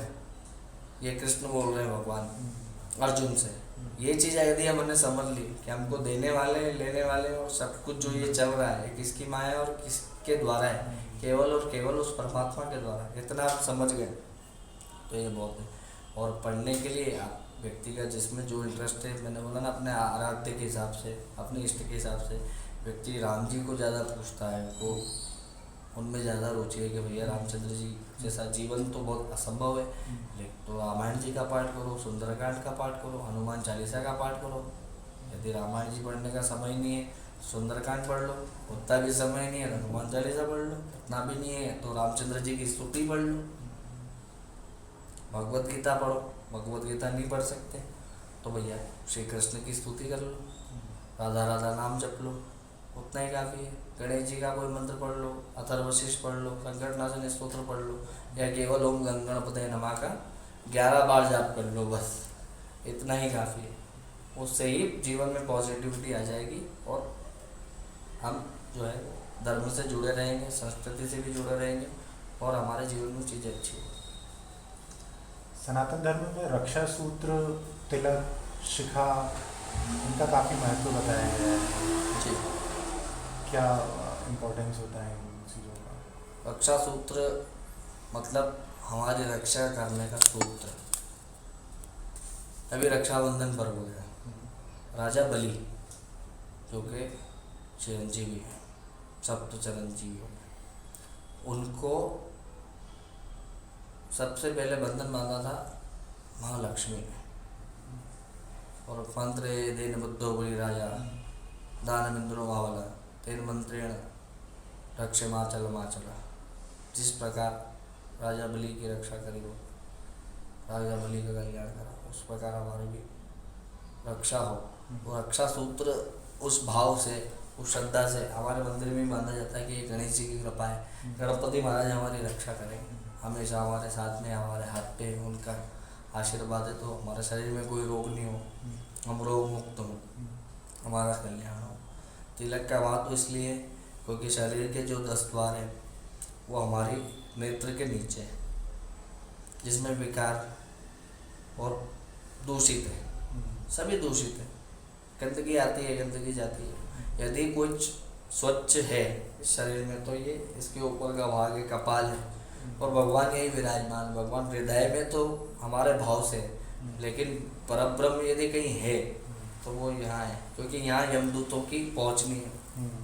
इसलिए इस पॉइंट को हम साइंटिफिकली भी कहा जाए तो इस पे हम अगर चंदन लगाते हैं, कुमकुम लगाते हैं तो वो हमारे देवता का पूजन होगा एक प्रकार से, जो हमको पॉजिटिविटी देता है। देखने वाले को भी हमको देख करके पॉजिटिविटी आती है। तिलक यदि कोई देखता है मस्तक पे तो उसको अच्छा लगता है। शिखा का महत्व है, शिखा होनी चाहिए। शिखा बंधन का महत्व है, शिखा बंधन किए बिना कोई पूजन इत्यादि नहीं किया जाता है। चाणक्य ने अपनी शिखा नहीं बांधी थी, बोले जब तक मैं इसको पूर्ण नहीं कर लूँगा मैं शिखा नहीं बांधूंगा। आजकल हम सुनते हैं कई लोग मॉडर्न कल्चर वाले लोग बोलते हैं आप शिवलिंग पे दूध चढ़ाते हैं, उससे अच्छा तो किसी को दान कर दें, या वो तो वेस्टेज है एक तरीके से, इस तरीके नैरेटिव्स बने हुए हैं। जो वेस्टेज मानते हैं उनके दिमाग में वेस्टेज है एक्चुअली, क्योंकि हमको मैंने कहा ना देने वाला कौन है, आप उस ओर जाइए, देने वाला कौन है, ये दूध किसने दिया, ये गौए किसकी है, भगवान की है। गौए कौन चराते थे, स्वयं भगवान चराते थे। स्वयं श्री कृष्ण गौओं के पीछे पीछे पीछे पीछे दौड़ लगाते थे। 11 लाख गायें थी नंद बाबा के पास, 11 लाख, और 11 लाख गायों को भगवान श्री कृष्ण चराते थे। सर्वप्रथम उस दूध पे अधिकार तो भगवान का ही है। आज हम गौ को माता मान करके पूछते हैं तो उसका दूध हम भगवान को इसलिए चढ़ाते हैं कि ये दूध प्रभु हमारा नहीं है, आप पाए, ये शुद्ध हो जाए और इससे हम हमारा जीवन में हमको आहार मिले, हमारे शरीर में ऊर्जा मिले, हम स्वस्थ रहें। और जो भगवान हमको लाखों करोड़ों अरबों दे रहा है, उस पर हमने अगर 1 लीटर दूध चढ़ा दिया तो उसमें क्या बुराई है, दे तो सब कुछ ही हो रहा है। और हाँ, किसी के पेट में जाना चाहिए तो बिल्कुल आपको दिखे कोई ऐसा मंदिर के बाहर या मंदिर के आसपास या मंदिर पे ना भी सड़क पे भी दिखे, और आपको यदि भगवान ने उस योग्य बनाया, निश्चित ही आप उसकी सहायता करो। लेकिन इसका मतलब ये नहीं कि आप भगवान पे चढ़ाना बंद कर दो। जिस प्रकार आप माता पिता को अपना कुछ अंश दे सकते हैं, उसी प्रकार आप अपने जगत पिता को अपने कमाई का कुछ अंश दे करके अपने उस धन को शुद्ध कर सकते हैं। भारतवर्ष में कुछ मंदिर ऐसे हैं जहाँ पे महिलाओं को प्रवेश निषेध है, ऐसा क्यों? आज के ज़माने में भी ये सब प्रथाएं? वस्त्रों की भी मर्यादा है। मैं उस पर आ ही रहा था। हाँ, हमारे मध्य भारत में तो ऐसा नहीं है। मैंने सुना है दक्षिण भारत के मंदिरों में ऐसी प्रथा है। और दक्षिण भारत में महिलाएं तो क्या, कई पुरुषों को भी मतलब प्रवेश नहीं। आप देखते होंगे दक्षिण भारत के मंदिरों में गर्भगृह में कोई लाइट नहीं होती, कोई कृत्रिम प्रकाश नहीं होता। वहाँ वेदों के अनुसार, हमारे पुराणों के अनुसार हर मर्यादा का पूर्णतः पालन किया जाता है, क्योंकि अब हमारा देश विकसित होता जा रहा है, हमारी बुद्धि भी विकसित होती जा रही है बहुत ज़्यादा, और लोग क्योंकि मॉडर्न हो चुके हैं। एक प्रथा या नियम अनादिकाल से जो बना हुआ है, स्त्री का धर्म होता है, स्त्री धर्म होती, मासिक धर्म होता है, रजस्वला होती है, महिलाएं रजस्वला होती है। तो उन चीज़ों का अब जो है पालन होना लगभग कम हो गया है या बंद हो गया है, कई लोग नहीं करते हैं। मेरा ऐसा मानना है कि शायद उस कारण से दक्षिण भारत के मंदिरों में महिलाओं को प्रवेश नहीं है, ये हो सकता है। लेकिन प्रवेश तो मतलब होना चाहिए। एक चीज़ आपसे जानना चाहूँगा, आजकल लगभग सभी के घर में राम जी, हनुमान जी, गणेश जी, माता जी, इन सब की प्रतिमाएं होती हैं जी। तो क्या हमारे केवल इष्ट या आराध्य की प्रतिमा की पूजा होना चाहिए, या उन्हीं की तस्वीर, उन्हीं की मूर्ति होना चाहिए, या हमें हमारे मंदिर में या घर में इन सभी लोगों, सभी भगवानों की पूजा अर्चना डेली बेसिस पे करना चाहिए? ये बड़ा एक कन्फ्यूजन रहता है कि हम सबकी पूजा करें या किसी एक भगवान की ही पूजा करें। बात केवल अवेयरनेस की है। घर में यदि 10 लोग हैं तो 5 लोग अलग हैं, 2 लोगों के आराध्य एक हो सकते हैं, किसी का आराध्य अलग है। मैंने कहा ना, बात अवेयरनेस की। आप एक देवता बिठाओ या 10 देवता बिठाओ, लेकिन उनका पूजन होना चाहिए, उनका रखरखाव होना चाहिए, उनकी सेवा होनी चाहिए। भगवान आपने यदि घर में विराजमान करें तो मेन चीज़ क्या है? मेन चीज़ ये ध्यान में रखना है कि उन भगवान की सेवा हो, उनकी अवहेलना ना हो। ये नहीं कि आप कहीं गए, घूमने गए, वहाँ से लेके आ गए, रख दिए उनको। शोपीस नहीं है, वो भगवान है। उनका पूजन, उनका रखरखाव भगवान के भाव से हो। इसलिए कहा जाता है कि बहुत सारी मूर्ति नहीं बिठानी चाहिए। यदि आप में सामर्थ्य है, आप समय दे सकते हैं भगवान को, नित्य अपने भगवान को स्नान कराओ, भोग लगाओ, तैयार करो। जैसे आप खुद तैयार होकर के भोजन करके घर से निकलते हो, इससे पहले घर में जो भोजन बना है वो प्रेम से पहले भगवान को भोग लगाओ, उसके बाद में उनका प्रसाद समझ के सब पाओ। सबका कल्याण होगा, घर में सुख शांति समृद्धि बनी रहेगी। जैसा हम सुनते आते हैं कि लक्ष्मी जी की पूजा उन्हें करना चाहिए जिन्हें धन की ज़रूरत हो, तो गणपति जी की पूजा किन्हें करना चाहिए? कि जैसे अपने विद्यार्थी लोगों को करना चाहिए, स्टूडेंट्स को करना चाहिए, या जैसे पैसे की ज़रूरत है या जिसको हेल्थ रिलेटेड इश्यूज़ हैं, गणेश जी की पूजा किन्हें करना चाहिए? सभी को करना चाहिए, क्योंकि मैंने कहा ना, गणेश जी अग्रदेव है, प्रथम पूज्य। कोई भी शुभ कार्य करेंगे आप, बिना गणेश जी के वो आरंभ नहीं हो सकता और बिना गणेश जी के वो पूर्ण नहीं हो सकता। गणेश जी तो सिद्धि, बुद्धि, शुभ लाभ और सर्वदाता है। आपको धन, समृद्धि, आरोग्यता, निरोगता, सब कुछ गणेश जी विघ्नहर्ता आपको प्रदान करते हैं। आजकल बड़े मंदिरों में वीआईपी दर्शन का कल्चर बड़ा चलने लगा है। आम जनता को बड़ी परेशानी होती है इन कल्चर से कि कोई भी सेलिब्रिटी आया, वीआईपी आया, तो जी। सब चीज़ों में कई बार लाइनें रुक जाती हैं। आप कैसे लेते हैं इन चीज़ों को? निश्चित हमें भी परेशानी होती है। कभी कोई वीआईपी आता है या ऐसे विशेष पर्वों के दिन में आता है, तो जो आप श्रद्धालु है वो 2 घंटे से लाइन में लगा हुआ है, और वीआईपी एकदम से आकर के भगवान के सम्मुख आकर के खड़े हो जाते हैं। तो वो श्रद्धालु कहीं ना कहीं, आम जनता जो है वो उससे परेशान होती है। भगवान के दर्शन उनको सुगम दर्शन नहीं हो सकते। मेरा ये मानना है कि वीआईपी कल्चर लगभग भारत के सभी मंदिरों में बंद होना चाहिए, और मंदिर जितने भी है भारत के, गर्भगृह में प्रवेश पूर्णतः सभी का वर्जित होना चाहिए। केवल पुजारी जो है वो जाए, और वो भी समय समय पर, जो उसकी सेवा का समय उस समय भगवान को सेवा दे।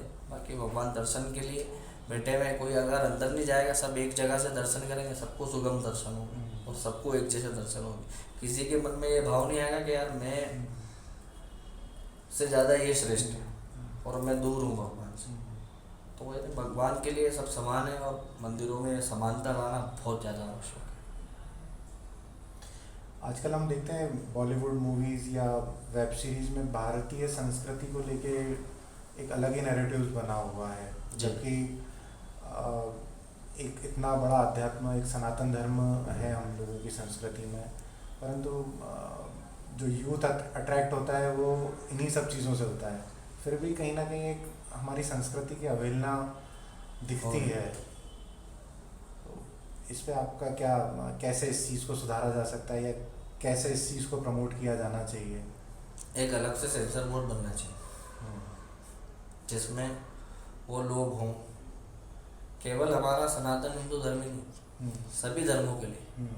मेरा ऐसा भाव है कि किसी भी जो हमारा आराध्य है, किसी का भी आराध्य है, उसको इस प्रकार से प्रस्तुत ना की जाए कि लोगों के मतलब श्रद्धा आहत हो, लोगों को हृदय को आघात हो। तो एक ऐसा सेंसर बोर्ड होना चाहिए जिसमें ऐसे महापुरुषों को लेना चाहिए जिनको धर्म का, वेद का पूर्ण ज्ञान हो, और उनकी अनुमति के बिना कुछ भी ऐसा दृश्य ना दिखा जाए पिक्चरों में, वेब सीरीज में, कहीं भी, जिससे कि भक्त की श्रद्धा आहत हो।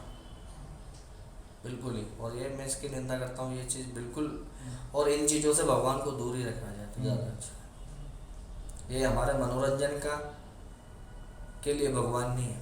मनोरंजन के लिए तो ये सब फिल्म स्टार वगैरह ही है। मनोरंजन के लिए बहुत सारी चीज़ें हैं, मनोरंजन के लिए भगवान को जरिया ना बनाया जाए तो ज़्यादा अच्छा है।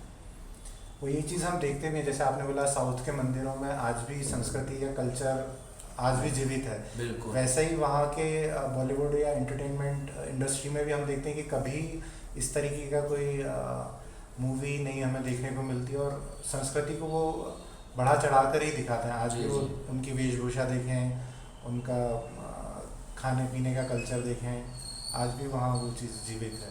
बिल्कुल बिल्कुल, मैंने कहा ना, साउथ में जो है वो धर्म और मंदिरों में पालन बहुत गंभीरता से किया जाता है, इसीलिए साउथ के लोगों में वो चीज़ है। वहाँ के लोग उस चीज़ को समझते हैं कि भाई भगवान क्या है। हमने भगवान को बहुत इजी बना लिया, बहुत इजी बना लिया, इसलिए हमने इतना इजी बना लिया कि वो हमारे दैनिक दिनचर्या में और हमारे मनोरंजन का कारण बने, हमारे मनोरंजन का हमने उनको प्रकल्प विकल्प बना लिया। तो ये चीज़ नहीं होना चाहिए। साउथ की मूवीज़ में हम देखते हैं, बताते भी हैं, तो वो जो भगवान का स्थान है आपको पूजता हुआ या पूजन करता हुआ ही व्यक्ति देखेगा, यही नहीं कि भगवान का अपमान किया जाए। ये चीज़ें बंद होनी चाहिए। आप के बचपन की बात करें या हम लोग आज से 10-20 साल पहले की बात करें तो त्यौहार जब आते थे एक उत्साह होता था पूरे परिवार में, एक मोहल्ले में, हम लोगों के दोस्तों में। आज ये चीज़ें मुझे लगता है केवल सोशल मीडिया पे फ़ोटो अपलोड करने तक रह गई है। जी, क्या कारण मानते हैं आप इस? उसका कारण यही है कि हम सुविधा में उलझ गए और दुविधा में पड़ गए। सुविधा में उलझ गए और दुविधा में पड़ गए। जितने हमको सुविधा मिल गई, अब हमारे हाथ में स्मार्टफोन है, हम स्मार्ट हो गए, लेकिन हम संस्कृति से दूर हो गए। आप देखोगे, आप ऑब्जर्व करना, कहीं भी कोई उत्सव हो रहा है, पहले उत्सव ये होता था कि भाई सब मोहल्ले के लोग मिल जाते थे, छोटे छोटे बच्चे, हम भी छोटे थे तो सब मिलते हैं आपस में, पहले से मंत्रणा की जाती कि गणेश जी आने वाले हैं, कैसा पंडाल बना है, कहाँ बिठाए भगवान को, तो ये आपसी समन्वय, आपस का कन्वर्सेशन होता था। अब हम व्हाट्सएप करते हैं, हम आपस में मिलना बंद कर दिए, पास में बैठे भी हैं तो फ़ोन चला रहे हैं। जो व्यक्ति मौजूद है उसको समय ना देते हुए हम हमारा पर्सनल टाइम जो है वो हमारी पर्सनल स्क्रीनिंग में दे रहे हैं। यही चीज़ है जिसने हमको बहुत हद तक अध्यात्म से, हमारे धर्म से, हमारी संस्कृति से बहुत ज़्यादा इस चीज़ ने हमको दूर किया। और ये हमको समझना चाहिए कि ये एक समय बंधा होना चाहिए, हमारी चीज़ें, पर्सनल चीज़ें हम फ़ोन पे जो भी है वो चेक कर लें, लेकिन जब कोई व्यक्ति हमारे पास मौजूद है या उत्सव आया तो हम अपने लोगों से उत्सव मतलब उत्सुकता से कुछ पूछें हो तो उत्सुकता से उसकी मंत्रणा करें, एक योजना बनाएं कि हमें उत्सव में क्या क्या करना है, उससे मन में उमंग रहेगी और उत्सव का फिर आनंद आएगा। इन सब चीज़ों में सेलिब्रिटीज़ या क्रिकेटर्स या बॉलीवुड एक्टर्स का भी बड़ा एक इन्फ्लुएंस यूथ पर होता है। मुझे लगता है कि जब तक ये लोग इन सब चीज़ों में इन्वॉल्वमेंट या इन सब चीज़ों को प्रमोट नहीं करेंगे, यूथ इन्फ्लुएंस नहीं हो पाएगा। ये लोग गुटखे का या अल्कोहल का एडवर्टीजमेंट करते हैं, परंतु भारतीय संस्कृति से रिलेटेड कोई भी ऐसा ऐड या ये सब चीज़ों को प्रमोट नहीं करते हैं। जी बिल्कुल ही निसंदेह, जो व्यक्ति आइडल है, आज कोई बड़ा अभिनेता है, बड़ा खिलाड़ी है, वो व्यक्ति जो मतलब लाखों करोड़ों युवाओं के लिए प्रेरणा है, वो यदि टीवी पर आकर के दिन में 10 बार गुटखे का विज्ञापन करे तो वो करोड़ों युवाओं में से हजारों युवा उस गुटखे की ओर प्रेरित हो रहे हैं, उसको लेने के लिए लालायित हो रहे हैं। तो ये चीज़ उस आइडल को सोचना चाहिए कि मुझे क्या करना है, क्या नहीं करना है। मैं आइडल हूँ तो मुझसे ऐसा कर्म हो कि सत प्रेरणा जाए और किसी में दुर्गुण उत्पन्न ना हो। हम जो है ये बड़े बड़े सेलिब्रिटीज आज अपने स्वार्थ के लिए टीवी पर आकर के और ये इन चीज़ों का, व्यसनों का विज्ञापन करते हैं और उससे भारत का युवा, दुनिया का युवा जो है वो व्यसनों के लिए और प्रेरित हो रहा है। इनको निश्चित ही धर्म और आध्यात्म पे आकर के बोलने वाला कोई भी सेलिब्रिटी नहीं है। अच्छी शुरुआत है, अगर कोई करे तो बहुत अच्छा है। भगवान से मैं उसके मंगल की कामना करता हूँ। गणेश जी बुद्धि दे, सभी को सद्बुद्धि दे कि लोग ऐसा कार्य करें जिससे लोग अच्छे कर्म की ओर प्रेरित हो, ना कि इन दुर्गुणों की ओर। ऐसी एक चीज़ और है, आजकल युवा वर्ग में एक नशे को लेके भगवान शिव को रिलेट किया जाता है कि मैं सुनते हुए देखा है कई लोगों को कि शंकर भगवान भी इतना नशा करते थे तो हम तो उनकी पूजा करते हैं, तो हमें भी ये सब चीज़ों का अधिकार है, चाहे भांग हो चाहे गांजा पीना हो। बिल्कुल ऐसा नहीं है, ये कहीं भी इसका कोई वर्णन नहीं आता है, कहीं भी कोई इसका उल्लेख नहीं है कि भगवान शिव जो है वो इन सब व्यसनों का मतलब पान करते हैं। भाई शिव जी ने तो पिया, तो हमने तो ये सुना है कि भगवान शिव ने जब समुद्र मंथन हो रहा था तो समुद्र मंथन में सबसे पहले हलाल विष निकला, विष निकला और भगवान शिव ने हाहाकार मच गया। उस विष की ऊष्मा इतनी ज़्यादा थी कि आम जनजीवन त्रस्त होने लगा पृथ्वी पे। लोग श्वास तक नहीं लेने लगे, मरने की ओर, मतलब प्राण छूटने लगे लोगों को शरीर से, त्राहिमाम त्राहिमाम हो गया। तब देवताओं ने भगवान शिव से प्रार्थना करी कि प्रभु आप रक्षा करो महादेव। अभी तो समुद्र मंथन आरंभ भी हुआ और ये पहली चीज़ ऐसी निकल गई कि जिससे कोलाहल मच गया है, हलाहल निकला। तो भगवान शिव मंगलकारी, भगवान शिव गए और उन्होंने उस हलाल विष का पान कर लिया। और उस विष को अब वो इतना जहरीला पदार्थ था, इतना, उसकी गंध से ही लोगों के प्राण छूट रहे थे। और भगवान शिव ने उसको धारण किया अपने कंठ में, तो भगवान शिव का कंठ नीला पड़ गया उस विष की उष्मा से। तभी से भगवान शिव का नाम नीलकंठ हुआ। तो भगवान ने तो हलाल का पान किया है। आप अपने जीवन में जो दूसरों के दुख हैं उनको हलाल समझ करके क्यों नहीं पान कर लेते? अपने घर के लोग जो पीड़ित हैं, ग्रसित हैं, या कोई व्यक्ति जिसको आवश्यकता है, उसके दुख को हरने की कोशिश करो, उसकी पीड़ा को हरने की कोशिश करो, ना कि ये भांग और गांजा पी करके अपना जीवन और दूसरों का जीवन नष्ट करने से अच्छा है। हम देखते हैं आजकल जो न्यूली मैरिड कपल हैं या जिनके बच्चे कुछ 2-3 साल के हैं, एक नई तरीके की हैबिट डेवलप हो रही है कि बच्चों को पेरेंट्स कार्टून दिखा के खाना खिला रहे हैं जी। तो क्या कुछ ऐसा हम अध्यात्म से जोड़ के इस चीज़ को एक सॉल्यूशन दें कि पेरेंट्स के लिए भी वो चीज़ अच्छी रहे और जो एक आने वाली जनरेशन है उसमें इनिशियल स्टेज से उस चीज़ का एम्पावरमेंट स्टार्टिंग से रहे जी। कि कार्टून की जगह क्या ऐसा किया जाए कि हमें हमारी संस्कृति से जुड़ने का मौका मिले। बिल्कुल ही बच्चों को हम ये आदत डालें कि हमारे घर में ज़रूरी नहीं हम बच्चे को जो दिखाएंगे वो देखेगा, सीधी सी बात है। आप कार्टून लगाओगे वो कार्टून देखेगा, आप न्यूज़ लगाओगे वो न्यूज़ देखेगा, आप धर्म और अध्यात्म से रिलेटेड उसको कुछ समझाओगे कोशिश करेगा समझने की, उसको देखेगा वो।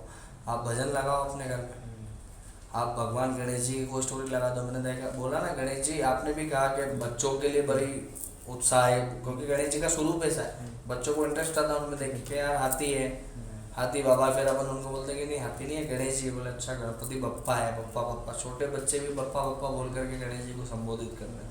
तो आप गणेश जी का कोई ऐसा कहानी दिखाओ जिससे बच्चे प्रेरित हो, कन्हैया दिखाओ, भगवान को, श्री कृष्ण को दिखाओ। भारत की ऐसी कोई माँ नहीं है जो अपने बच्चे को कान्हा ना बोले। भगवान श्री कृष्ण से देवता हुए, उन्होंने ऐसी लीलाएं करी कि आज भी कोई बच्चा जन्म लेता है तो माँ के अंदर भाव उसके अंदर कृष्ण का ही आता है, श्री कृष्ण का। तो आप उसको श्री कृष्ण की लीलाएं दिखाओ, गणेश जी की लीलाएं दिखाओ, उस बच्चों को इंटरेस्ट आएगा और इस तरह से वो आपका बच्चा संस्कृति से जुड़ेगा, आप भी संस्कृति से जुड़े हुए रहेंगे, अध्यात्म से जुड़े हुए रहेंगे और घर का माहौल जो है वो सुखमय व्यतीत होगा।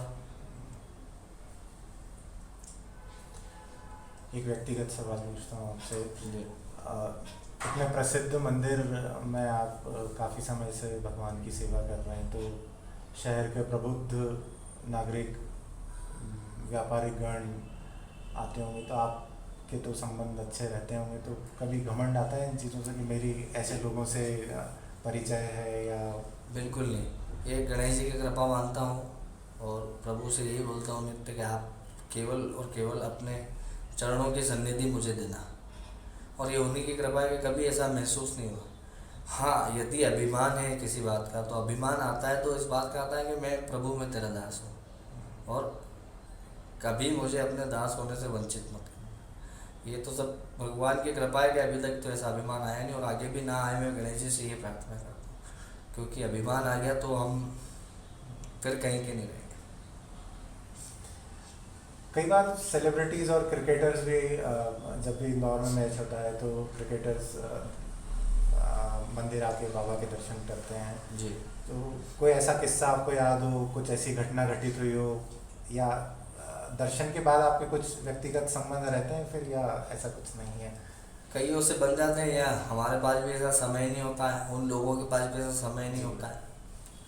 अब घटनाएं तो कहीं से घटित होती है। अब जैसे श्रीशांत भारत के प्रमुख गेंदबाजों में से एक रहे, उनकी एक घटना बताता हूँ। कुछ वर्ष पूर्व आए थे मंदिर, जब इंदौर आए तो उनको किसी ने कहा कि कोई मैच वगैरह था इंदौर में, कि आप मंदिर चलो।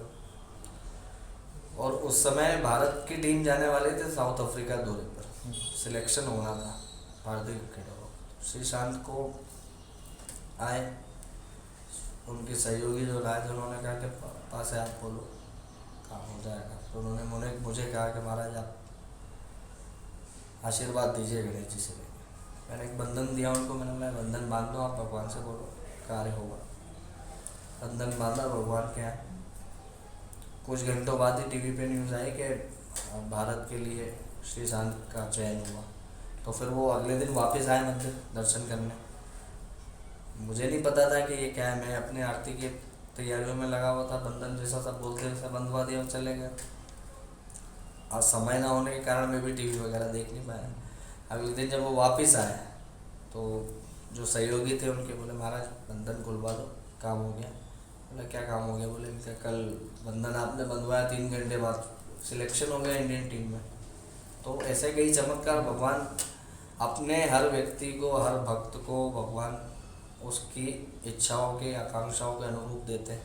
अरे भक्तानुकंपनम देव, भक्त की अनुकंपा के अनुरूप भगवान उसको प्रदान करते हैं। अभी कलकत्ता में एक जघन्य घटना घटित हुई।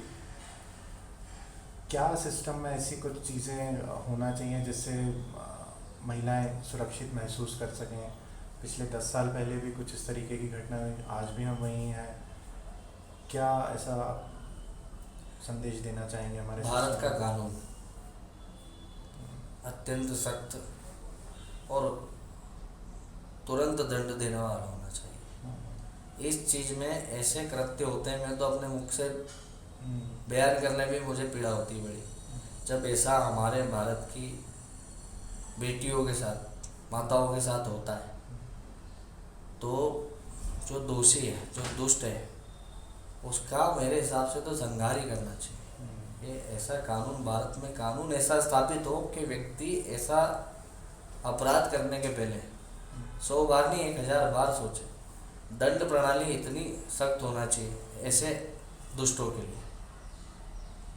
उस समय पे भी भगवान ने स्त्री की लाज के लिए क्या क्या नहीं हुआ, आज भी हम वही कर रहे हैं। स्त्री की लाज को बचाने का कार्य जो है वो प्रत्येक व्यक्ति का है। प्रत्येक व्यक्ति के मन में ये भाव रहे कि ये हमारी माता है, ये हमारी बहन है।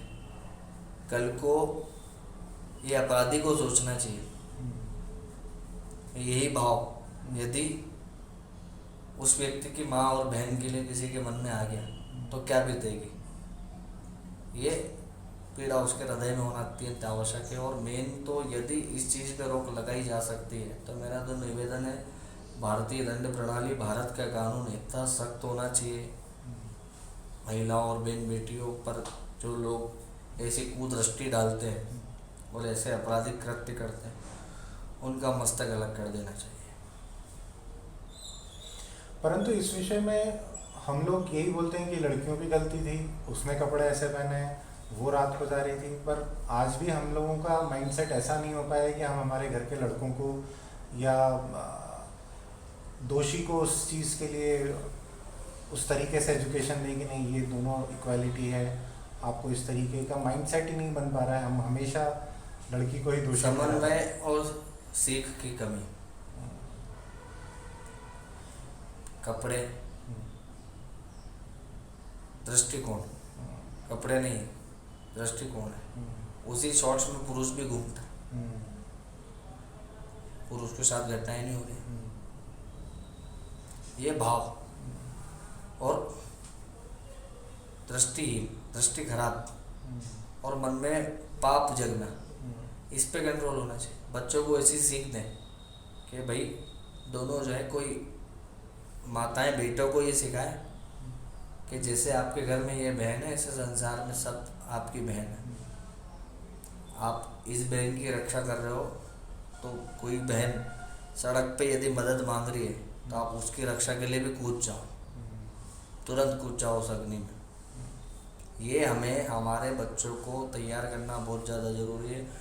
और ये नहीं, बच्चियों को हम ये सिखाते हैं कि बेटा तू केवल रोने के लिए, या लोगों से सहायता मांगने के लिए, ये नहीं। बच्ची को ये सिखाओगे तो दुर्गा है, चंडी है, रानी दुर्गावती है, महारानी लक्ष्मीबाई है, सैकड़ों सर अलग कर सकती है, देहात में तलवार लेकर के निकाल जाएगा। वीरांगनाओं की कथाएं सुनाओ ना, आप बॉलीवुड एक्ट्रेस की वेब सीरीज दिखाओगे तो बच्चे तो वही सीखेंगे जो दिखा रहे हैं।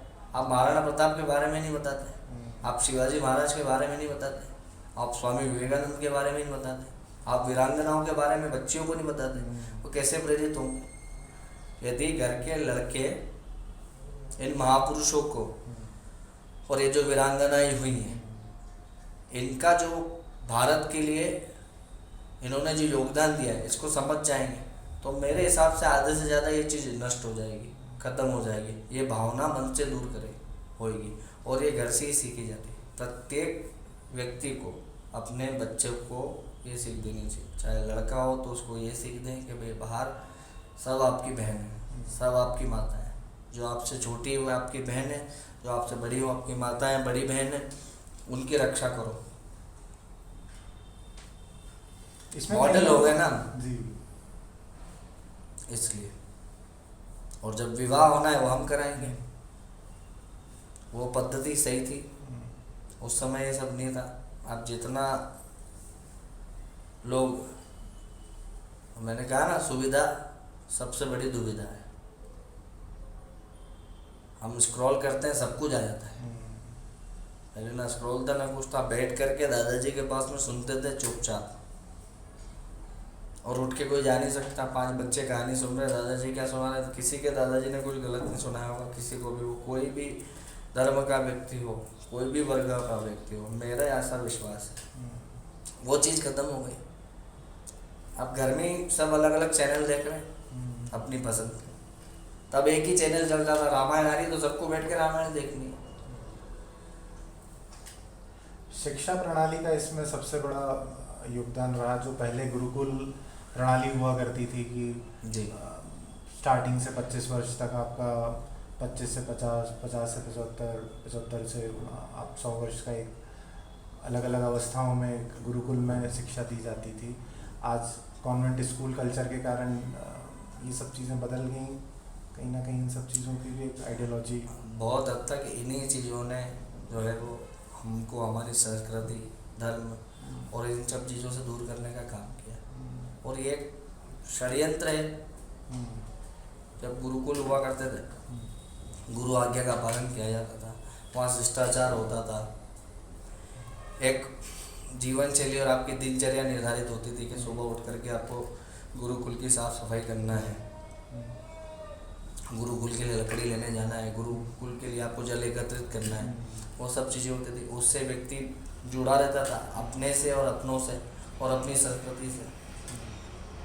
आज ये सब एक षड्यंत्र के रूप में ये चीज़ें कॉन्वेंट स्कूल काम कर रहे हैं और बच्चों को, हमारे ही बच्चे हमसे दूर हो रहे हैं, सब चीज़ें डिस्ट्रॉय हो रही है और घर में विरोधी और विरोधास्पद उत्पन्न हो रहे हैं इन चीज़ों से। ये मेरे हिसाब से पढ़ने वाला, सरकारी स्कूल में पढ़ने वाला बच्चा भी IAS बन सकता है और ना पढ़ने वाला बड़े से बड़े स्कूल में भी नहीं पढ़ सकता। और वो पढ़ने वाला आपके घर में आप ही तैयार करोगे, स्कूल वाले नहीं तैयार करेंगे। मैंने कहा ना, आप अपने बच्चों को संस्कार ऐसे दीजिए। हमने बंधन बना दिए, इतने % लाएगा तो कार दिला देंगे, इतने % लाएगा तो मोबाइल दिला देंगे। क्यों दिला देंगे? उसका घर में पढ़ना, आप क्यों दिला रहे हो उसको? हमें मिला क्या कुछ? हम स्कूल गए, हम पास हुए, हमें कुछ मिला? कुछ नहीं मिला। एक मिठाई का डब्बा लेके पूरे विश्वास से पिताजी जाते थे रिजल्ट लेने स्कूल ही, पता है उनको पास होगा, और ले जा करके सीधे प्रिंसिपल के कैबिन में, अरे रिजल्ट तो आया नहीं भी आया तो रिजल्ट आपकी शुभकामनाओं के लिए मिठाई लाया, विश्वास दे गया और रिजल्ट आता, बोले बच्चा पास है, 3rd डिवीज़न हुआ, कोई बात नहीं बेटा, मिठाई तो वेस्ट नहीं होगी एटलीस्ट। उससे बच्चे में भी आत्मविश्वास जागृत होता था कि यार पिताजी मैंने तो अच्छा परफॉर्म दिया नहीं, और पूरे रास्ते वो हाथ पकड़ करके सोचता रहता था कि यार मैंने अच्छी तैयारी नहीं करी और कहीं फेल नहीं हो जाऊँ, 3rd डिवीज़न आ गया तो मिठाई का डब्बा पहले ही ले लिए, क्या होगा भगवान लाज रखना हो बोलते बोलते यार। लेकिन भगवान लाज रख लेते थे। तो वो चीज़ हमने शर्तों पे जीना सीख लिया है, शर्तों पे बच्चों को रखना सीख लिया कि बेटा आप इतने % लाओगे तो आपको मोबाइल दिला देंगे, आप 12th में इतने मार्क लाओगे तो हम आपको स्कूटी दिला देंगे, आप कॉलेज में इतना इतना ले आओगे तो हम आपको कार दे देंगे। क्यों दे देंगे? आप उसको ये बोलो कि सब तेरे को ही लाना है, हम फीस भरेंगे, हम स्कूल भेजेंगे, टिफ़िन बनाएंगे, तैयारी करेंगे, बाकी सब आपको करना है बेटा। और आपको आपके लिए करना है, हमारे लिए नहीं करना है। आपका भविष्य सुरक्षित हो इसलिए आप अध्ययन करने स्कूल जा रहे हो। ये मानसिकता, ये चीज़ आप बच्चों के दिमाग में डाल देंगे तो बच्चे आज जिन चीज़ों से मतलब वो आपकी आकांक्षाओं पे, हमारी उनकी आकांक्षाओं पे हम जी रहे हैं, दोनों एक दूसरे की अपेक्षाओं पे। आप अपेक्षा मत रखो उनसे, मतलब उम्मीद मत रखो। उम्मीद रखो तो इतनी, और विश्वास इतना रखो कि हाँ अच्छा करेगा बच्चा। अपना कर्म करो, केवल जो आपका फर्ज है और अपना कर्तव्य है बच्चों के प्रति, केवल आप वो करिए। गुरुकुल प्रणाली खत्म होने के बाद से हमारे ग्रंथों से हम लोग दूर हो गए। इसमें मंत्रों के उच्चारण का कितना महत्व होता है? जैसे हम हनुमान चालीसा पढ़ते हैं तो क्या ये ज़रूरी होता है कि उसका अर्थ भी हमें पता हो? यदि हमें अर्थ नहीं पता है तो क्या उसका उतना फल मिलेगा हमें? बिल्कुल मिलेगा। पहली बात तो ये अर्थ बिना सब कुछ व्यर्थ है, हर चीज़ का अर्थ होना ही चाहिए। और दूसरी बात ये कि आजकल किसी को अर्थ जानने का समय नहीं। मैंने कहा ना, भगवान केवल और केवल भाव के देन है, और मंत्रों में त्रुटि होती है, ऐसा कोई नहीं है जिससे त्रुटि ना हो सकता है। किसी पुस्तक में, एक पुस्तक की 100 कॉपियाँ हैं, 1000 कापियाँ हैं, मेरे पास दुर्भाग्यवश वो आ गई जिसमें मात्राओं की गलती है कहीं ना कहीं, और मैंने उसका अध्ययन कर लिया, मेरे मुख से तो गलत उच्चारण ही होगा। सबसे आवश्यक है भाव। भाव सही है, उच्चारण गलत है, भगवान प्रसन्न हो गए। भाव गलत है, उच्चारण सही है, भगवान प्रसन्न नहीं हो सकते। केवल आपका भाव सही होना चाहिए बस। गणेश उत्सव में भारतवर्ष में कई विशाल पंडाल, कई बड़ी प्रतिमाएं, जैसे हम सुनते हैं मुंबई में लाल बाग के राजा हैं या पुणे में डमरू सेठ हैं, तो आपका ऐसा किसी पंडाल से विशेष अनुभव रहा हो आपने दर्शन करने का? मेरा जाना तो कहीं हो नहीं पाया क्योंकि यही उत्सव इतना बड़ा होता है। पिछले वर्ष जरूर संयोग बना था, किसी भक्त ने मुझे कहा था कि गुरुजी अपन आपको लेके चलता हूँ, एक दिन में अपन लाल बाग के राजा के दर्शन करके आएंगे। मेरे अंदर एकदम से इच्छा व्यक्त हुई कि हाँ जाना चाहिए। फिर मैं जब मंदिर गया तो मैंने अपने गणेश जी को देखा तो मैंने सोचा प्रभु साल भर आपकी सेवा करना, आप वही आप यहाँ हो, वही आप वहाँ हो, और अभी इन दिनों में आपको छोड़ के कैसे जाऊँ? हो सकता है मैं वहाँ जाके वो नहीं पा पाऊँ जो मैं यहाँ पा रहा हूँ। मतलब आप तो दोनों एक ही हो ना, लेकिन मेरे मन में अगर वहाँ जा कर के आपकी मुझे याद आ गई तो ठीक नहीं रहेगा।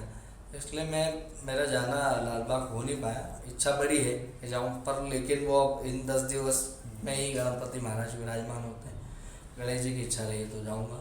और पुणे के दगड़ू सेठ जो हैं वहाँ गया हूँ, 1-2 बार गया हूँ, बड़ा अच्छा अनुभव रहा। सेम एनर्जी वही, यहाँ की एनर्जी तो अलग, इसलिए बाहर कंपेयर नहीं किया जा सकता। अलग इसलिए मेरे लिए कही जा सकती क्योंकि मैं यहाँ खुद सेवा में हूँ।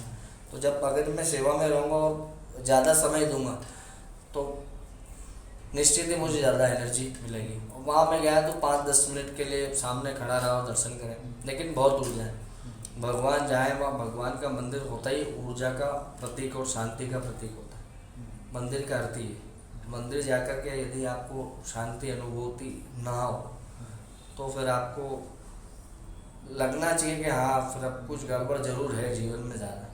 फिर नेत्र बंद करके 5 मिनट भगवान का ध्यान करो कि प्रभु ये सब उथल पुथल आप ख़त्म कर दो, क्योंकि मंदिर जाते से ही आपको शांति मिलनी चाहिए। सब दूर का अपना अलग एक्सपीरियंस होता है। आपने स्टार्टिंग में बताया था अनंत चतुर्दशी पे जब हम विसर्जन करते हैं गणेश जी की प्रतिमा, तो ऐसा नहीं हो सकता कि हम साल भर उस प्रतिमा की पूजा करें, विसर्जन करना ही क्यों जरूरी माना गया है अनंत चतुर्दशी? क्योंकि हम चतुर्थी वाले दिन हमने उनको स्थापित किया है और ये 10 दिन की परिपाटी ये परंपरा है। या तो फिर अब जो स्वयं विराजमान है वो तो विराजमान ही है प्रतिमा, या तो आप उनका 10 दिन विशेष पूजन करो उसी उमंग और उत्साह के साथ में जो गणेश जी की प्रतिमा घर में विराजमान है, या फिर आप उस भाव से लाए हो कि हम ले आए हैं और इनको अब हमको 10 दिन ही सेवा करना है और फिर विसर्जित करना है, तो वो एक प्रक्रिया बनी हुई है, तो उस हिसाब से आपको विसर्जित करना चाहिए। अभी आपने बोला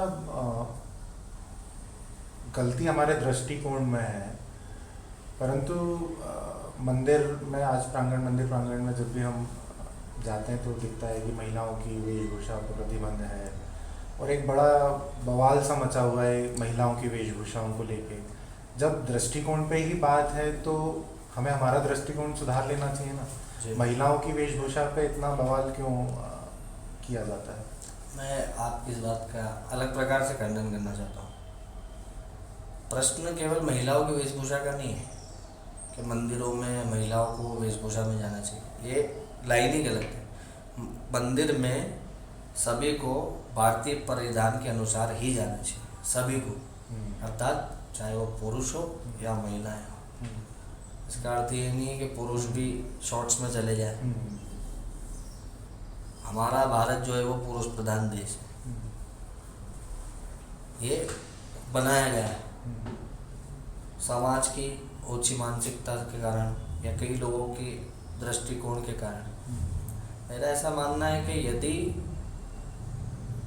किसी जगह का ड्रेस कोड हो सकता है, आप पार्टी करने जा रहे हैं वहाँ का ड्रेस कोड हो सकता है, आप स्कूल जा रहे हैं वहाँ का ड्रेस कोड हो सकता है, आप ऑफिस जा रहे हैं वहाँ का ड्रेस कोड हो सकता है, तो मंदिर का ड्रेस कोड क्यों नहीं हो सकता जी?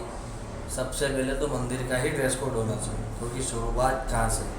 शुरुआत हमारे धर्म, अध्यात्म और उस धर्म की धरोहर से, जहाँ हमारा परमात्मा विराजमान है, वो हमारे धर्म का सर्वोच्च आसन है, क्योंकि हमारा भगवान वहाँ विराजमान है, तो वहाँ तो हमें मर्यादित ही होकर जाना चाहिए, चाहे वो पुरुष हो या स्त्री हो। ड्रेस कोड तो मंदिर का होना चाहिए, लेकिन वो सभी के लिए होना चाहिए, स्त्री पुरुष का कोई भेद नहीं है उसमें। अंत में आपसे एक टिप्स बोल रहे हैं सभी लोगों के लिए। श्री गणेश भगवान को प्रसन्न करने के लिए कौन सा एक उपाय, उपवास या साधना या पूजा जो बहुत कम समय में की जा सके, जिससे गणपति जी प्रसन्न भी हों, और जिन लोगों के पास समय ना होने का एक बहाना होता है वो भी उस प्रक्रिया को कर पाए? जी, सबसे सरल उपाय तो ये मैंने बोला ना, भगवान भक्त के केवल और केवल भाव के अधीन है। यदि मंत्र हम पढ़ेंगे, वेद हम पढ़ेंगे, तो हमारे वेद अनंत है, हरि अनंत, हरि कथा अनंत है। जितने अनंत भगवान है उनकी कथा और ज़्यादा अनंत है। सीधा सरल उपाय है कि व्यक्ति अपने दैनिक दिनचर्या में से अपने आराध्य के लिए 2 मिनट निकाले और भाव से उसको जो मंत्र आता है या नाम आता है भगवान का, मंत्र नहीं याद है तो भगवान का नाम ही ले ले 2 मिनट, उससे वो भगवान से जुड़ सकता है, भगवान को पा सकता है, अपने जीवन में चेंजेस देख सकता है, अच्छे चेंजेस देख सकता है। भगवान को क्या प्रिय है? भगवान को सबसे ज़्यादा जो कुछ प्रिय है तो भगवान को अपना भक्ति प्रिय है, लेकिन भक्त जो है वो भगवान के प्रति समर्पित हो। अब कुछ आपकी निजी लाइफ से मैं पूछूंगा, आपको जैसे इसका जवाब देना हो। भगवान की सेवा करते समय परिवार को समय देने का क्या आपका एक रूटीन होता है? कैसे समय दे पाते हैं बच्चों को, परिवार को? बिल्कुल, जिस प्रकार से भगवान ने हमको स्कूल में जन्म दिया, हम उनके सेवक के रूप में गणेश जी महाराज ने हमको स्वीकार किया है, हमारा परम सौभाग्य है, तो वो तो हमारी ड्यूटी है ही, वो तो हमारा कर्म और धर्म दोनों ही है, गणेश जी महाराज को सेवा देना, उनकी सेवा पूजा इत्यादि पूजन करना। लेकिन ये परिवार भी हमको भगवान ने दिया, या यूँ कहें कि इस परिवार में ने ही हमको भगवान दिए, दोनों एक दूसरे के पर्याय हैं। तो जब भगवान के कार्य से फ्री होते हैं तो घर वालों को भी, घर के लोगों को भी, परिवार को भी समय देते हैं, घर के समस्त लोगों को, बच्चों को समय सभी को देते हैं। कैसे पेरेंटिंग कैसे करते हैं आज के टाइम पे, क्या पेरेंटिंग टिप्स देना चाहेंगे, कैसे बच्चों को ट्रीट करते हैं? मैं निजी मेरी बात करूँ, मेरे बच्चों के प्रति मेरी पत्नी और मैं जो है, हमारा